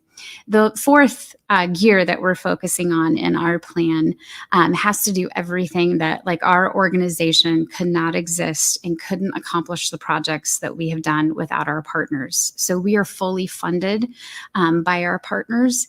And so looking at increasing like how, what we can do for them, as well as this year when I have been out talking with a lot of the partners in this community, what we have found is that people are looking to be very intentional with their dollars and looking at what types of things, you know, we don't want to just host an event for the sake of drawing in people. I think you're right. We want to host an event that says, hey, if you sponsor this, let's create some type of an event that afterwards there's a beautification project that we have done to say, hey, we were all here. We experienced this moment together, and it makes our town more beautiful, and the downtown draws in even more people from there on out. Not only that, but I also feel like one of the biggest lies that we can tell ourselves is that we're not unique or we're not special. And you don't have to be in Muncie very long to realize just how authentic and how unique the people are here. That's normally what the girl says when she's like, wow, you're really unique and authentic. And then she proceeds to give you a fake phone number and you can't ever call her again. And she's like, oh, I'm sorry. I need to brush my teeth. I need to run inside. Good night. Niles is over here. This bitch could talk someone into suicide. I'm telling you, man, she's really nice and bubbly and happy. And I don't know what she said. And so that's one of those things that's saying, okay, let's change that perspective of we're not just Muncie. It's not that we have amazing assets here. And so I am super excited to be more intentional with our partners in what we're leaving behind and the things that we're planning. So. Excellent. Go ahead. I want to ask Angie a question, and so please out there, listen to the question and then listen to the answer. So you moved here to Muncie, Indiana from what county? From Hamilton County. Yes, from Hamilton County. Yes. Oh, golly gee. Oh, my God. Dan's finally done it. Dan has turned Muncie, Delaware County, into Hamilton County. Dan's dreams are complete. I'm surprised he didn't just burst apart and confetti and happiness and a unicorn shootout. Oh, we got one person. No, man, she came here from Anderson. Did you leave that part out? Did we leave that part out? She came here from Anderson. She lived in Anderson. She moved away down to Hamilton County and realized I'm more of a central Indiana chick. And then she moved back this way. She's not from Hamilton County. Why do we give a damn if somebody moves here from Hamilton County or not? That we got somebody who's eaten at our White Castle before, dude. Relax. God, look how excited he is. Absolutely. I have a question for here. And so I am super excited to be in Muncie very long to real perspective of. Go ahead. I want to ask Angie a question, and this, so please out there, listen to the question and then listen to the answer. So you moved here to Muncie, Indiana from what county? From Hamilton County. Yes, from Hamilton County. Yes. Absolutely. I have a question for both of you, having been here for a little over a year, almost half a year. So what have you both touched on this a little bit. What have you most been impressed by in the Muncie community? What made you decide to come to Muncie? And what do you think we have next in store for our future? I'll go first if you don't mind. Go ahead. I found Muncie upon the interview process when I came to just be full of people that were just excited about life and warm and embracing personalities. It was the type of conversations that you just picked up walking down the street, and I'm the new guy in town and asked the question and you're having a 5-minute conversation with someone. And it just showcased to me that there were people that were genuine and dedicated and, if you will, in love with the community that we have here. Vicky Veach. And then to visually look at the community and see the pride that goes into the restoration. So she filled Vicky Veach?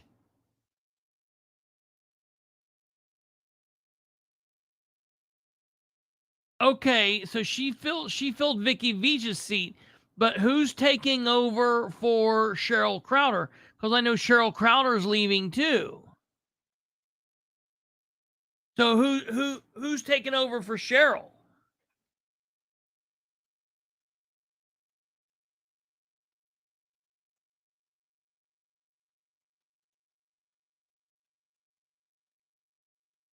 Do we know? I'm going to keep going on. We got to get a lot to go. And the development and the modernization at the same time as the restoration.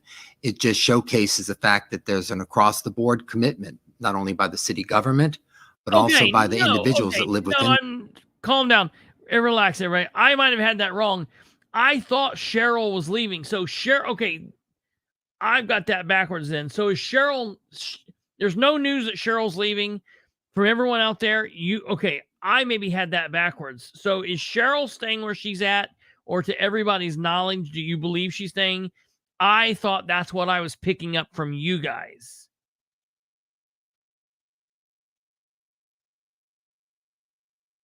Dan wants to put a guy in jail from Indy.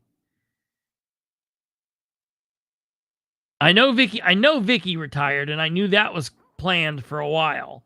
But I thought that Cheryl was also, I thought I heard her say that around the time that she was preparing for the Fire Up Muncie. So as long as, if she's not leaving, then we'll be okay. I was freaking out about that.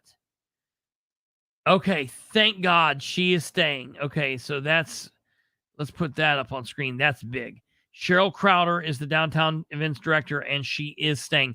All right, because I thought that I had heard somewhere around the time of the Fire Up Muncie, this most recent Fire Up Muncie, that she was leaving, and I was like, oh no. I think Jackie's right. I think I just had misstated information, and so I'm glad about that. I'm hopeful. And don't get me wrong. I don't think that there's anything wrong with this chick. I think she's probably going to be a good person. She seems happy. I hope Muncie doesn't beat her down. I hope, I hope she can live up to what she's putting out here. That would be great. I want the very best for Muncie. If she can pick up and carry on, here, I'm all for it. That's, no big deal. It's just, please understand why I'm so cynical. It's because of everything we've been given. Like Dan was my last straw. Dan was my last, like, all right, I believe what Dan's selling me. Dan is going to make Muncie better. Dan's going to walk in and he's going to immediately be the anti-Dennis Tyler. Things are going to be good, awesome communication. And then when Dan broke my heart, like 3 days after his election, like literally 3 days after his election, when he did the very first thing that I was like, oh no, what? That's not you, Dan. That's not you. And then it just went downhill from there. I like went, and I kind of stuck that way. So I'm not the doing community. It just was a breath of fresh air. To some degree, what Angie said. I just wasn't expecting to have such an exciting experience out of the box, meeting people that were just enthralled with the community they have, and then being honored to be able to lead the charge as it related to what the Visitors Bureau's mission is. It was a beautiful package. Yeah, so I would add to that the biggest thing that drew me and drew my family here. Two things. I think just the authenticity, the warmness. I might go past two things. Honestly, I feel like people are, they want to be a part of something that's bigger than themselves. They also want to feel connected. And when you go to Cannon Commons or you go to the coffee shop, I can't tell you, like we lived in Noblesville, like I said, Hamilton County for 2 years. And our family loved going to the ice cream shop. We loved going out for breakfast, like that sort of thing. I don't have people's cell phone numbers in my phone after 2 years of living there. I lived here literally 30 days and people are like, please text me, we'll connect. Well, I'd love to help you. And I think that's it. It's a very authentic. Well, now if that's the inner downtown crew, you got to be worried about that. You got to be a little careful, because if they're inundating you with all of the Danatics, then you're not really dealing with all of the actual real people. There are really good people here, but they're not always just the crew that runs with these people. Some of them are okay, and some of them are wildly broken. But warm community that's wanting to help and wanting to connect. Absolutely. We'll go ahead and open it up to questions from the audience. As always, you can submit questions on our live stream, and I'll do my best to keep up with those in real time. If I miss anybody's comment, I'll do my best to go and pick those up afterwards and make sure that everybody's questions gets answered. Is Michelle going through like a phase? Like, I feel like Michelle is... So this was one that was actually submitted beforehand. And why has the city of Muncie not increased the operational budget for Muncie Animal Care and Services, which is our animal shelter? Well, I would say that question is for me. Oh, no. So actually, when we took office, the budget for the animal shelter was around $645,000. We immediately upped that to well over $800,000. And this past year, I believe it was $940,000. So we have actually increased that budget by $300,000. So I'm not quite sure what the person asking the question maybe just didn't realize that. So we have increased it from 800,000 in my first budget year, which would have been 21, to where it's over 900. I think it's 943,000 now. But in 2019, it was only 640 some thousand, I believe. It could be, I could be off a little, but we saw that there were some needs there. We did a lot of repairs. We did a lot of roof work. We've replaced a lot of equipment that's necessary. I will tell you that equipment, those washers and dryers, they go through a pounding, taking care of those animals. And, I greatly appreciate what they do at the animal shelter, and department can handle it. We're so thankful. of the people living below poverty line, and population has declined over the last decade, according to the U.S. Census. What more can be done to help the homeless and hungry besides promote growth? Well, I think growth is a part of it. I'm going to start with that, and then I'll go to some of the other things that I feel are important. But promoting growth is important because, and I'll just give you an example of Make My Move and the remote workers that have moved here. These are people who kept their jobs, whether they were in New York, Philadelphia. We probably had more from Pittsburgh than anywhere else, and then some California, but they keep their current jobs and they move here. Probably because they get the same feeling that these two received when they came to the community and visited, but also because the living expenses are considerably less than what they find on the coasts. But the point is, those people who have moved here, which are somewhere between 150 and 200 now when you include their families, they're all making money. And before they moved here, okay, been a decades-long process. But if you look at the last 2 years of estimates from the census, we're now at 0.0% through the first 2 years. So it's technically a loss, but percentage-wise, the loss is so small with what we gained and what we lost in those first couple of years through the U.S. Census estimates. That's what I'm basing that on. That we have actually, we're listed not as a negative, but as 0.0. That is a huge win for our community, because if we keep people here and can have more people move here, then it does increase that tax base so that we can provide those services that are necessary. And Delaware County as a total is actually up in population since 2000. I knew that. Everyone keeps telling me that is we help our local nonprofits. We brought them all together. Everybody's on the same page.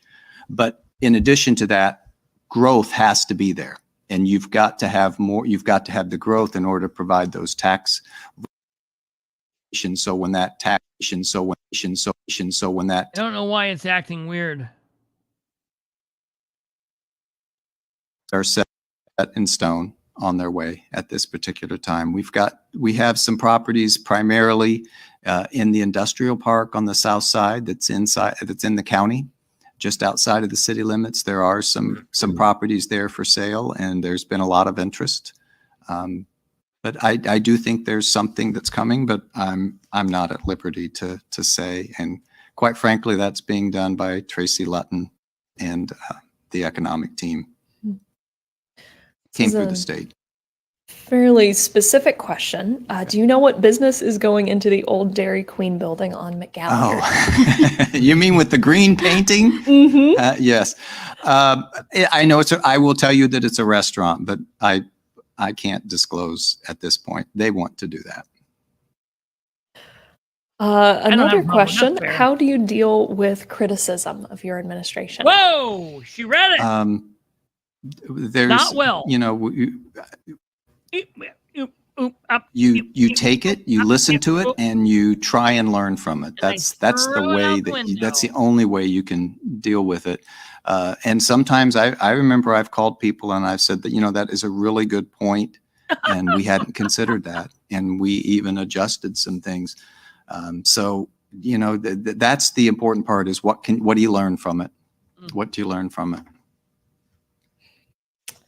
I am looking through, and I apologize in advance if I miss any questions that are coming in. But when I coerced these two to volunteer their evening, I promised we would be out here by 7. So we'll do one final question. This is for each of you. What makes Muncie, Muncie? Here we go. I would with say your 4 months of experience. With your 6 months of experience. It's fresh. I would say when it comes to Muncie, it is just the uniqueness of the warm, connected people. I concur completely with that. And what also fascinates me is it seems to me that there are very inquisitive minds that live in this community, and they want to see things improve. They're not quite, some people aren't quite sure of the journey, but they have within them the pulse of desire to make the This guy city is like a better. literary And genius. I kind of akin it to myself relative to Writes a poetry in his legacy. time off. We all have at the end of our rope, however you want to put it, a finality. And when that happens, how do you want to be remembered? And I think a lot of people are dedicated to a community and love this community in a way that they're hoping to leave some vestige of their effort I want to on meet the this overall guy. I like this guy. good of the community and pass that baton and pay it forward, so to speak, He's to a the good- next generation. I And that, I believe, is one of the He's hardest things He's cool. I in like any community. And I came from Houston, a huge city, and it could never begin Mom! to evaluate and Get corral on the YouTube. energies because there were so many dispergent groups that were kind of just looking for a platform, but a self-serving platform, not a legacy platform. So I did not get one of those. it really calls, stood out to Charlize, me no. that the people that I've met through collaboration of trying to work with Ball State and with the outdoor groups and All right, from here with we're going to move downtown. on to the MRC really quickly. This is wrapped up. We're going to move on to the MRC, and then we're going to. we all seem to have, to me at the, least, the that deal same with, philosophical approach Sproles. to how I want to make the world a I better knew place. that this would be a little bit And we're longer because of everything. There was a lot of dealings here. Let's go on to the MRC, and really, there's just pieces. We're not going to listen to the whole thing. If you want to catch the entirety of the meeting, please do so. It's on the City of Muncie's Facebook page. It's 50 minutes long. It is an important meeting to listen to. Meeting but October 19th. This is important. 2023, Muncie Redevelopment Commission to order. Take our roll call. Commissioner Miller. Here. Commissioner Pabella. Here. Commissioner Tomlin. Here. Commissioner Radley. Here. Mr. Lowe is here. Thank you, sir. Welcome. And I am here. So all counted for. We have the agenda before us. I don't know that we have any changes to it. Minutes as submitted. Minutes as submitted. Village Promenade Funds. So with that, I will open it up to any questions you might have.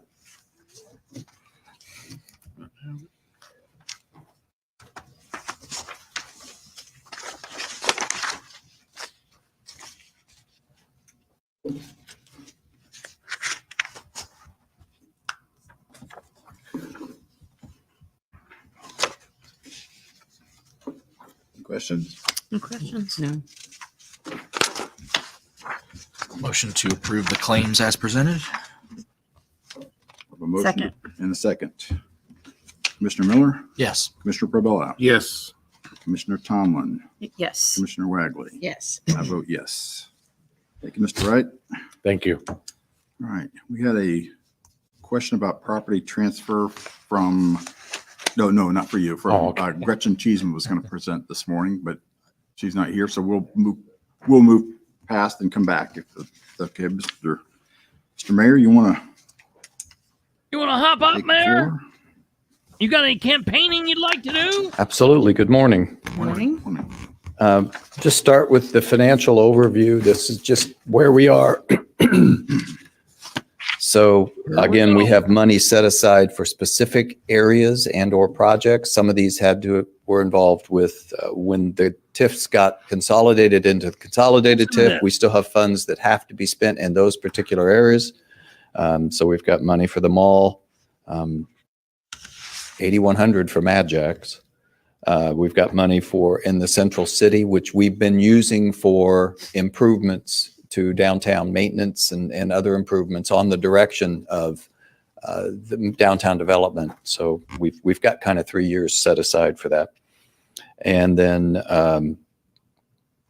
we've got, as you can see, there's money set aside for the markets on Madison, Village Parking Garage, the White River Loss, and the whoa. He says there's money set aside for the markets on Madison.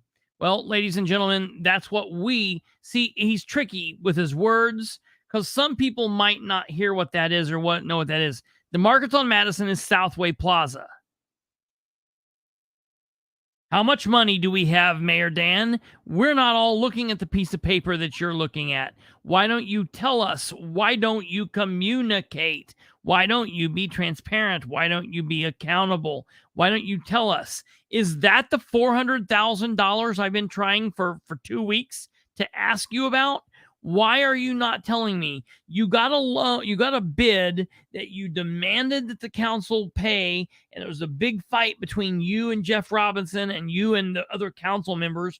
You acted like a baby. You absolutely needed $3.5 million bond, and part of it was because $1.2 million needed to go to Riverfront, $600,000 needed to go to McKinney Learn Live neighborhood, $400,000 needed to go to the Markets on Madison Street, Southway Plaza, $300,000 needed to go to Till Pond, and $600,000 needed to go to the parks overall.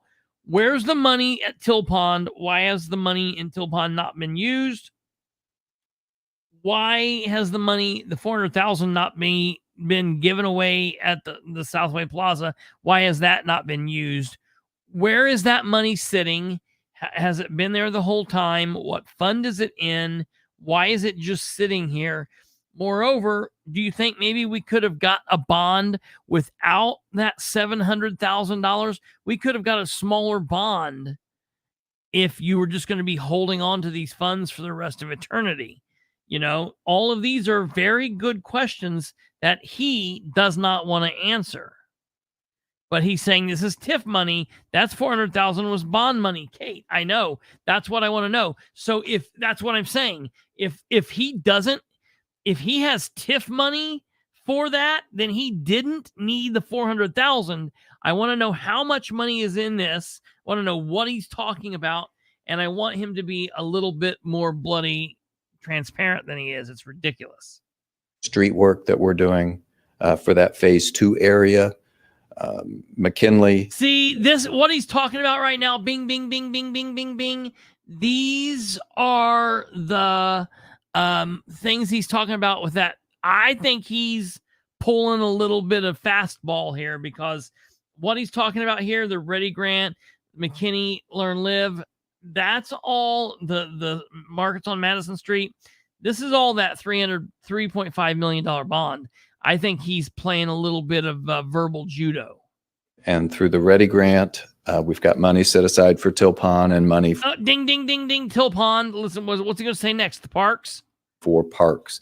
Now, keep in mind, folks, I have only heard a very small percentage of this. I did not know he was going to say that next. He's talking about the $3.5 million bond. So he just pulled a fast one when he said, oh, this is TIF money. Da, da, da, da, da. Attached, and then the next one down is the consolidated TIF balance as of today, and then we have some other cash accounts. So you see all of those things in there. I have projected what we should receive in with the November tax installment. That's net of the debts. So that is roughly the net figure, and then we still have not received the invoice. My understanding is the playground equipment is in. But we have not received, the playground is not finished at Store Woods Park. And so we still have money set aside for that. So, and then there's a grand total there of where we intend to be or expect to be somewhere around that, subject to other things, but that's where we expect to be at the end of the year. So if you look at that second page, I just wanted to touch base with you on the parks. That shows each of the individual parks. Some of them are already have used all of their allocated funds. There's still a little bit left in some of the accounts. Anthony, I think, will be. We've talked with them a number of times. I've talked with them a number of times, and they have kind of picked what they want to do. So that's all being put together, and something that will be coming through in the spring. We may go ahead and get some of the equipment ordered, and some of those funds may be gone before the end of the year, but I would expect that Ball Court Park, I'm just kind of giving you some updates. This is what this money was intended to handle. But we don't want to do it in the middle of soccer. And now that has reached, you will probably get that done this winter. But there's some areas that kind of flood and not flat and not ideal for soccer for the kids, but that's where our kids' soccer program occurs, and that's what those monies are for. The skate park, we've had some engineering, as you can see, over the months. It's really, the skate park is 100% ready to go on our end. We have the money set aside. We've got the engineering is done. All of it has been submitted to the state, but that entire park is inside a flood zone, and therefore to do anything, you have to go to the state, get a DNR permit. That has been submitted. They said verbally that it looks all really good. Why are we putting We just haven't received the go-ahead. Once we have that go-ahead, we put it out to bid and the park will start. But we are going to follow that rule. So we're not putting it out to bid until we actually have that permit. And part of that is for insurance reasons. And then TUI, all those funds are gone. But in total, there's 300 and some thousand still to go to parks. But just kind of wanted to run through that. We haven't done that in a while, but those are the parks that we. All right. So there's 300,000 to go to parks. That means he spent 300,000 on parks. What's he spent that 300,000 on? And man, that better not be all he's got, because he needs at least 300,000 for Till Pond, at least 300,000 just for Till Pond. Matter of fact, that should have already been used up because he needed it for a grant. We were supposed to receive a grant that the state just told us we needed to apply for, and we needed 300,000 matching grant. So my question is, did we not get that grant? Was that all just bullshit? Are doing work on. I want to talk just a little bit about Riverbend Flats. This is the 60-unit apartment. It's two buildings at the corner of. We're not going to listen to this again. Oh, you'll start seeing it's comments the same as thing well. But it's a dream with Dan. I don't believe that they are full.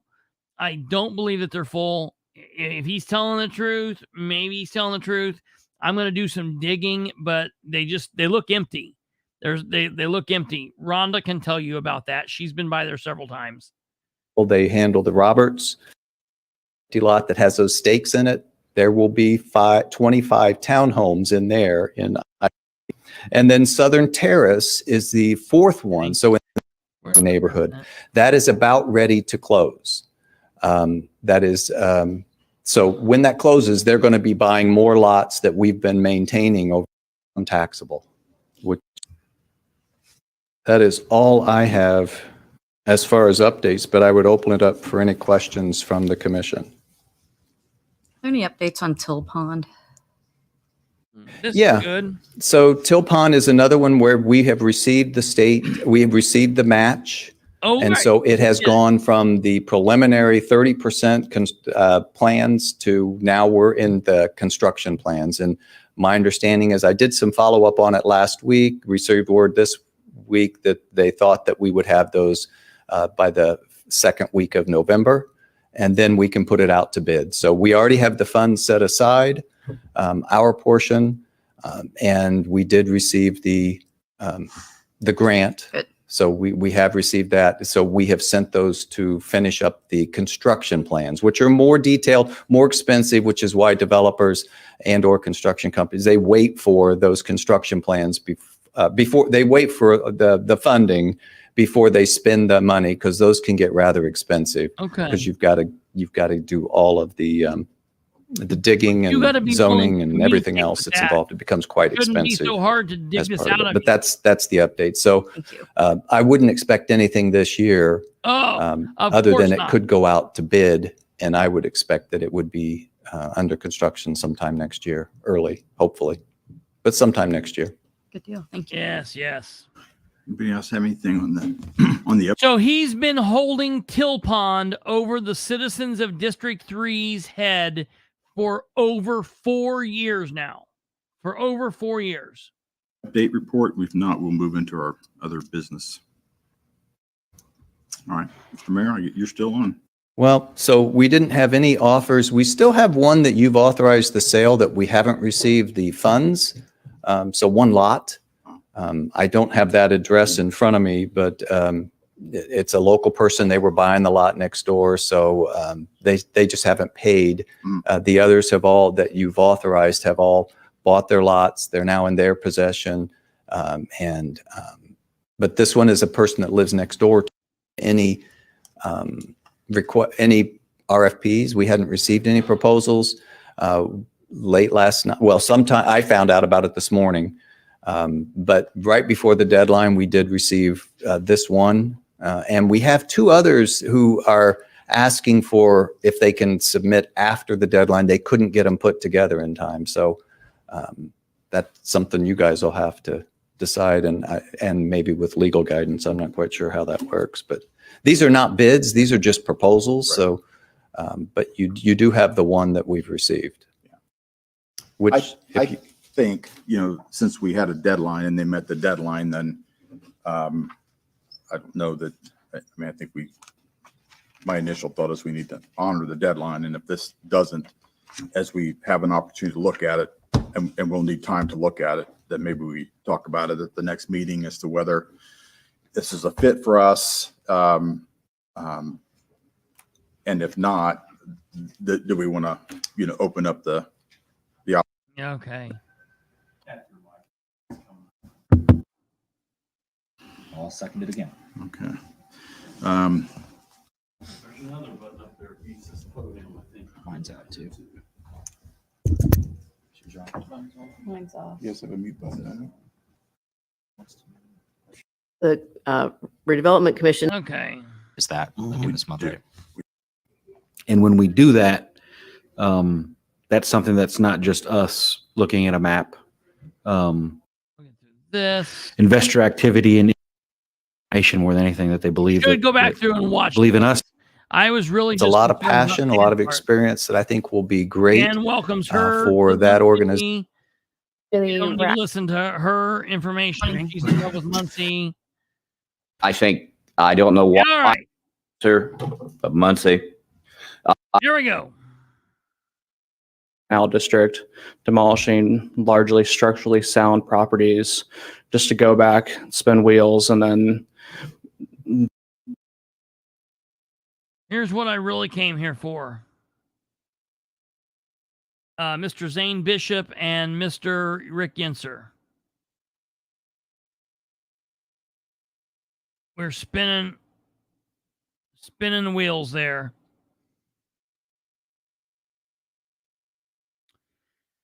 MRC meeting. Mayor speaks in generalities on the various projects accounts. The MRC members may know what the money specifies, but the general public should receive a summary, verbal, or clear understanding. Yes, ma'am. You've said that. I've seen you request that and say that from the beginning of time. And I appreciate that you put that out there very much. I agree with you wholeheartedly. I've said it to the mayor. Many people have said it to the mayor. It's a shame that they don't do that. It's shocking that they it's such don't a care any more than that. I'm super excited for It is what it is. I don't know. All right. We have anybody signed for public Here comments? we go. This is the good stuff.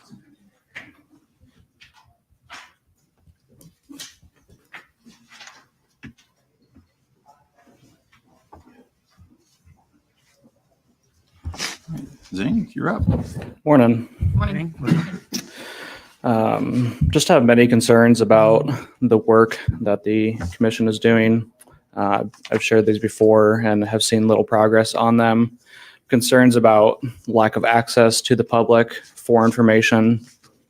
Woo! Concerns about the projects that are being undertaken and particularly the process. It seems like we're just accepting projects that come before us that developers present without properly vetting or analyzing, seeing what the numbers are, doing cost benefit analyses, seeing what the impact is on local citizens.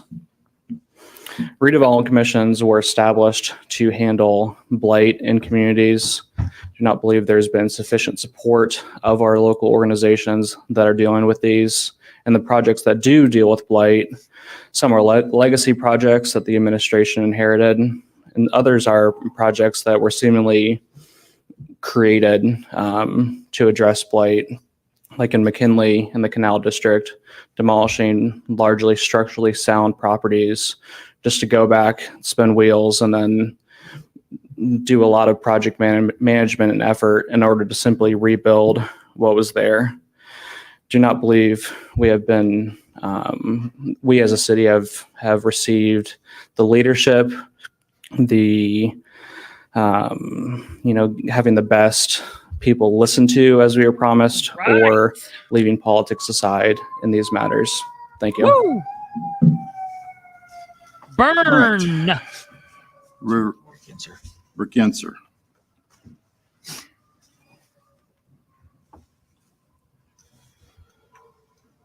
Yes, Rick Yenser of Muncie. I'm glad to see there's some work being done over at the old West End. It troubled me for years that all the effort to rebuild inner city neighborhoods went to East Central.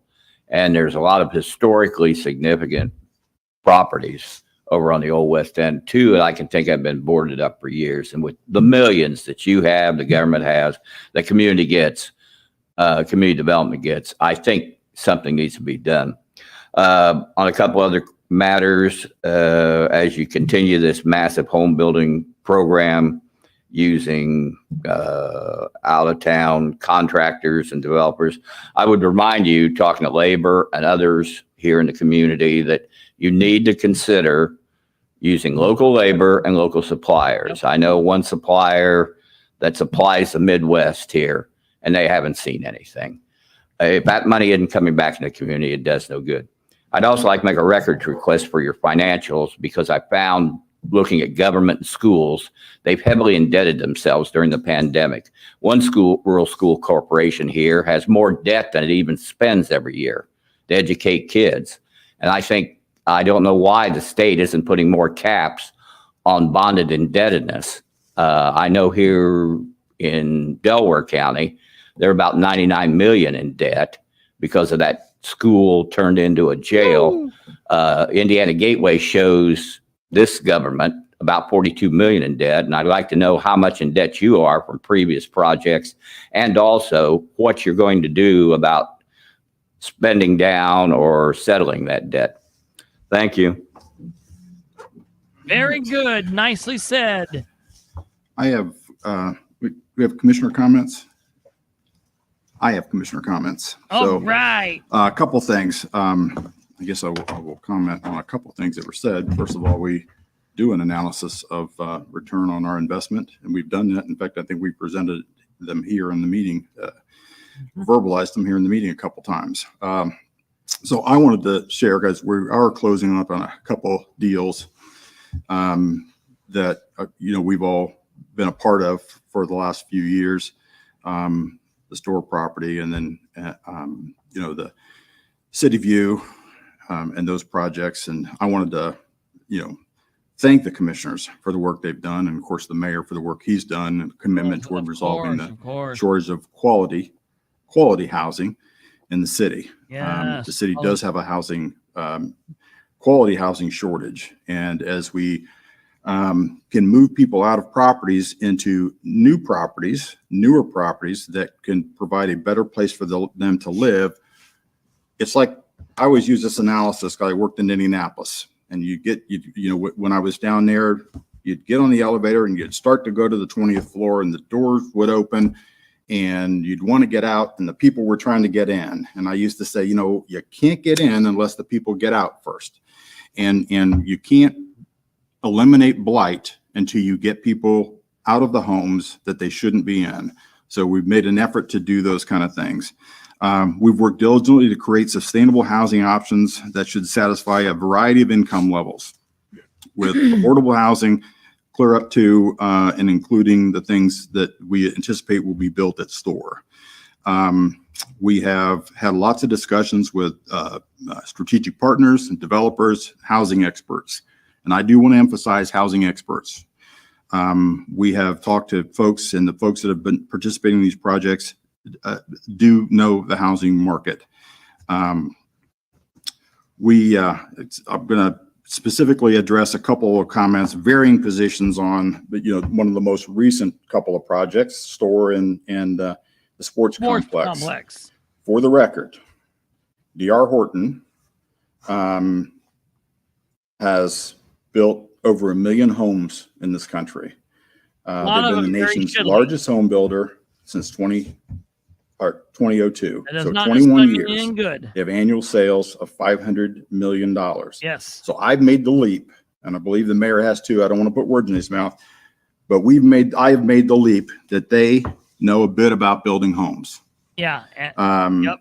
They know what to build. They know where to build. They know when to build. Yep. And they know how to build. So with that, if my calculations are correct, and I've just been some research that I've done, they're going to invest $60 million in this community. $60 million are going to put at risk in this community. And what are they going to get back for that investment? Now I've lived here 3 times. First time I moved here with my parents. The last 2 times I came back to live here by choice. I'm a big believer in Muncie.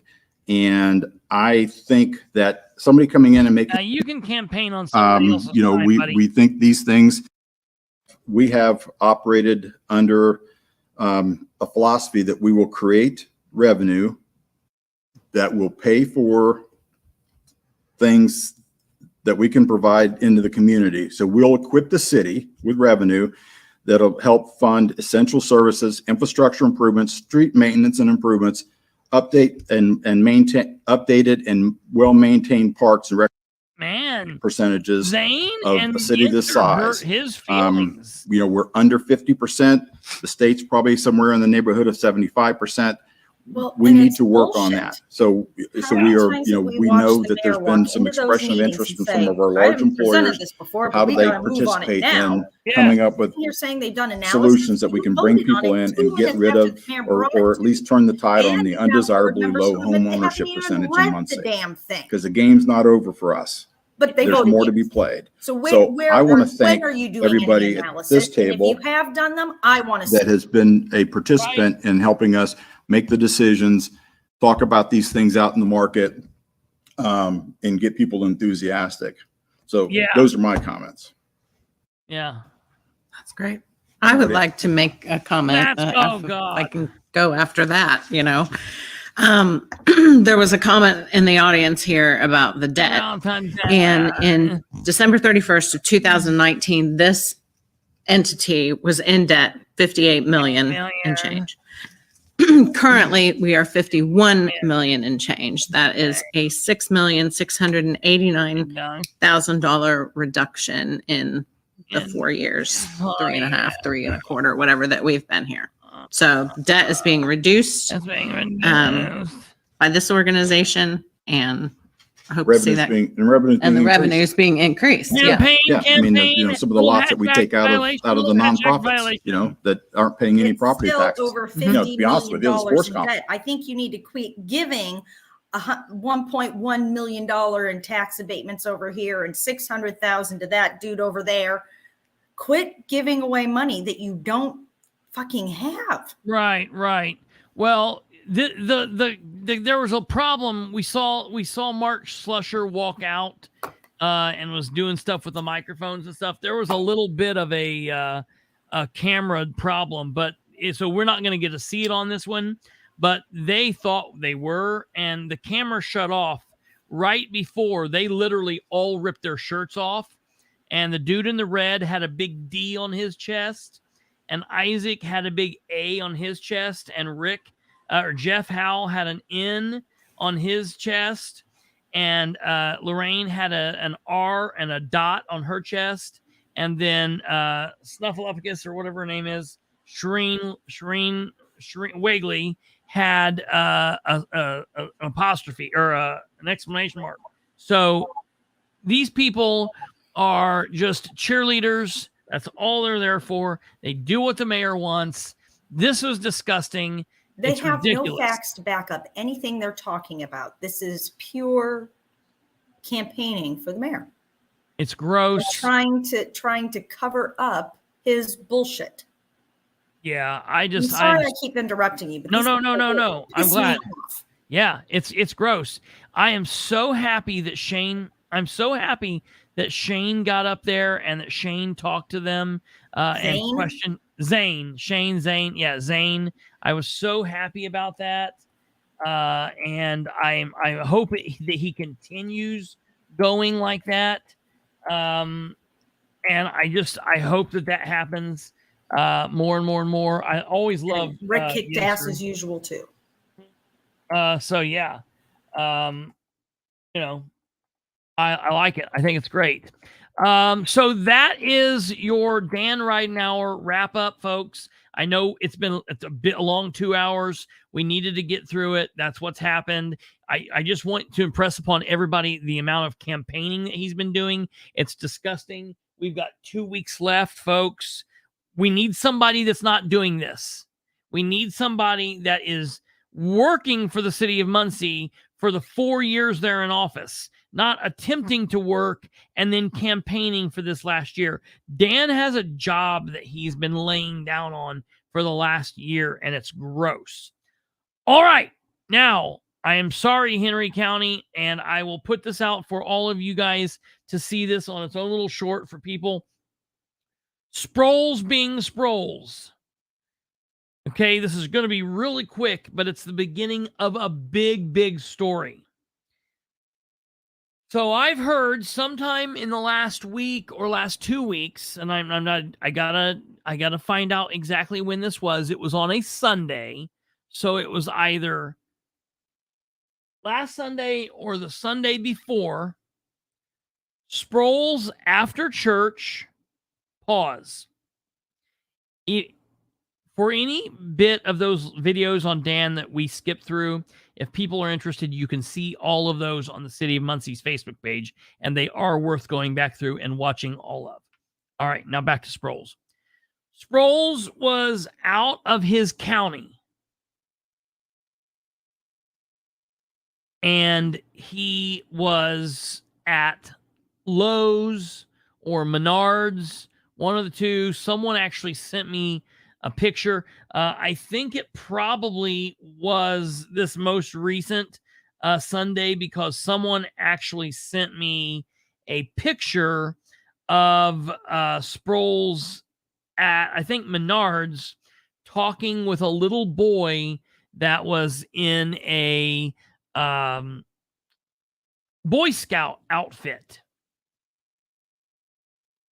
And yes, he did, Jackie. And I don't know how that happened. I don't know if he left on his own or he was pushed out, but I know he did work there and he did leave. I don't know what happened, but I heard that he was not happy about whatever happened. So you are right there, man. So, I assume that Sproles was in Anderson in Madison County outside of Henry County, because he can't go to Gilman's anymore. And hell, he probably can't go many of the places in Henry County. People know that he's been acting a fool, and he's trying to keep his head down. But Sproles was out of the county, and of course he was in plain clothes. It was Sunday. He was off duty, and I'm not really sure which store he was in. I've still got to get some of the details. Okay. He was standing in line, paying to go out, and somebody in the front, some manager, a cashier, said, "Oh no, we've got a shoplifter running out." And Sproles said, "Never fear, the sheriff is here." And he jumped into action. I don't know if he whipped out his badge. I don't know if he spun around in a circle and his helmet appeared and he had a beanbag shotgun in his hand. I don't know what the deal was, but all of a sudden Sproles sprang into action. He ran himself in his plain clothes to his unmarked patrol vehicle, at which time he proceeded to follow the car that the misdemeanor crime shoplifters got into, and he followed them through another county that was not his county, and he performed a traffic stop on their car and stood by waiting for Anderson. Now, The story as it came to me was that he stood by and waited for Anderson to get there. But that's exactly what I was told with the other situation with Evante Reddick. So I don't know. Did he maybe jump out and go up there and say, hey, give me your informations and get out of here, and whatever? Were these white guys? Were they black guys? Was it men, women? I don't know. I'm looking into all of this. But what I was told was APD got there, Anderson Police Department, and they were none too happy. See, I got to tell you guys something. I cannot tell you who, but somebody, a friend of mine recently told me that there's a large grouping of Anderson City police officers that watch the program here and that keep up to date on the Sproles fiasco. That they said what's happening is police from all over the state are watching it and talking about what he's doing, and they all think he's ignorant. And so they knew him before this ever happened.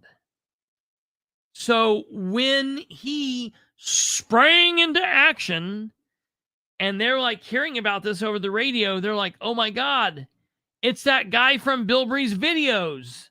He's here. So I don't know what happened. I heard there was some arguing out on the scene. I heard Anderson was not happy with what happened. They were even making phone calls to higher ups to find out like if they could even take these people, if they could make an arrest, if they needed to do a report, not do a report, let these people go. It sounds like Sproles effed up what otherwise should have been a pretty easy, clear-cut case of criminal misdemeanor conversion, which is the misdemeanor version of theft. Happens all the time. Police deal with it frequently. At the end of the day, it's not something that a normal sheriff would cartwheel over people. Right. Like Sheriff Sproles is like the George Costanza of the policing world. When George is like running out of the house, knocking women and children down to get out of the fire, out of the way. Except only Sproles is like, there's an infraction being committed, and he's knocking down men and women and children to get to his car to commit some kind of illegal stop, or he hears of an infraction. Sproles is the kind of guy that kicks your door in on a misdemeanor, driving while suspended or something like that, which you also can't do. So Anderson police for a very long time have been kind of asshole-ish when it comes to getting body cameras. They're not very pleasant to deal with. I am hoping because of the situation and because who it is and what's going on that I will be able to kind of pull some strings behind the scenes and get done what needs to be got done. But I'm going to be putting in a record request. I have not requested the body camera footage yet. This literally just came to me here real recently. And so I wanted to get it out there. I wanted to let people know we're hearing stuff like this. And, it's kind of what happens. So that's what's going on. And it's like, I knew it that he wouldn't be able to keep his head low for long. So I'm going to be looking into this. This is going to be a thing. Maybe they need to place holds on a 72-hour hold for mental evaluation. And then when he gets out of that, they need to place him on another hold for another 72-hour hold. And then when he gets out of that, then another. And then maybe at the end eventually will be through the 4 years and Henry County can, sigh a sigh of relief. So I don't know. This news story is still very new with some changing details. So I'm not going to get way too in. There's a chance that there could be, differences about how this happened or that happened, but I will do my very best to pin it all down, bring it all to you. If there's reports, I'm going to do what I can to bring them to you. If there is a body camera or footage from the store, I'm going to bring it to you. I'll do whatever I can to bring this information to you, because the citizens of Henry County deserve to know, but moreover, hell, the citizens of Madison County now need to know. Do they need to be worried about this out of control sheriff?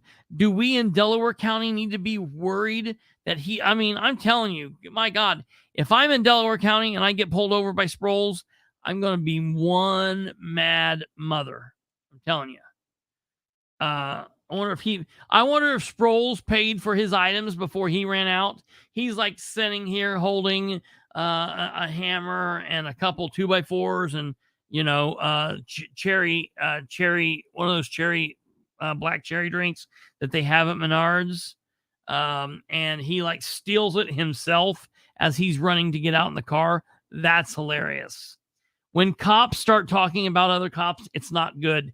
And I'm telling you, Troy, that is what is happening here. That's what's happening here. And Karen, I have read that. Yes, ma'am. I absolutely have read that. So that's the Sproles news. And I'll just let you know that it's going to get big. If I can get the body camera footage, I will get it. Okay. Now, with that Sproles news, with the Sproles news being gone,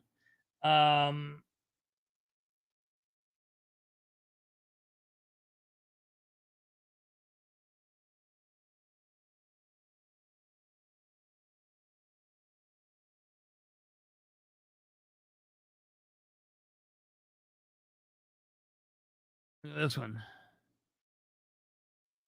What did I put up on this one?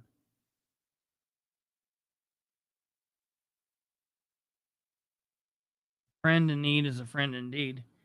So I heard yesterday, and then it kind of carried over in today, that the Republicans in Randolph County are extremely worried that they are in a legal predicament with Leesa Friend. And they're doing their level best to not make comment, to not look at anybody about it. They did not know that she was coming back. They were shocked when that happened. And their plan 1000% is to win the election with Leesa Friend, to remove her, and to place in someone else. And they said that it would be easier to win with her than to win with, whoever they're trying to put in, which scares me, because I have some beliefs on who I think they're going to put in. So listen to me. I'm telling you, for the love of God, if anybody's hearing this from Winchester, if anyone is hearing this from Winchester,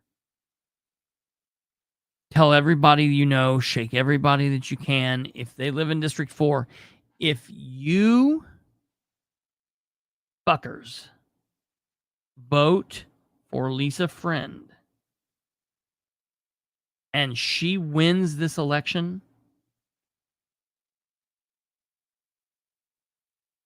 I'm not ever talking about you again. I don't care what happens. I hope they burn your community down. To hell with you. You deserve everything you get. I hope Bob tears all your homes down while you're living in them. I hope they make it all one golf course, retirement, cemetery, and it dries up and blows away. And the people in Dark County say, "What's that smell? I think I got some Randolph County on me," as it blows over into their community. I'm just telling you, don't vote for Leesa Friend. If you people vote for Leesa Friend, Winchester think you're stupid. Yeah, they think you're stupid, Winchester. Winchester thinks you're stupid. Don't prove them right. That's what's going to happen here. Please don't prove them right. Don't prove them right. Don't prove them right. Listen, this is her new advertisement. I know I put it on here real small. You see where Lisa's like, "Look, I'm coming to you from beautiful Winchester. These are the Wicks Pies Mountains. They're covered with pure sugar cream on the tops. Vote for me." She is not a good friend. Winchester, it's time to unfriend the Winchester City Council. It's time to unfriend your life. All right, folks, that's going to do it for me. Sorry we went really late. We had a lot to talk about with Dan. I am disgusted that he is campaigning like nearly 24 hours a day. It's not something where I'm like, "Oh, yeah, he's a go-getter," because he owes us time as a mayor, and he's not putting it in. Like the show, spread the word, give us a subscription if you're so inclined. You know what to do. Sent you a DM about Sproles. All right, thank you very much, sir. And I'm going to have a bigger show coming up on Sproles. You know, as this gets closer, this is going to be another big ordeal once we get all of this. So I'll keep you guys posted, and we will go. Republicans should not want to be so dirty and unhinged. Dude, Joe, they're not even the people we know anymore. They're not the people they once were. They're not.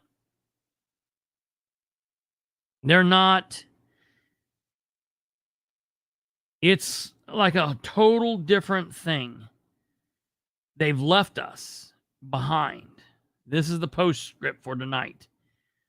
People don't want to call yourselves libertarians. That's fine. I get it. I know a lot of dumb libertarians. I watched a couple of them tonight. Right before I went live. It was pathetic. But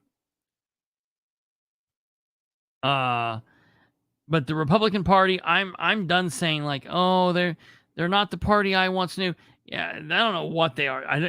It's just a whole different thing. It's not salvageable. You know, I don't know.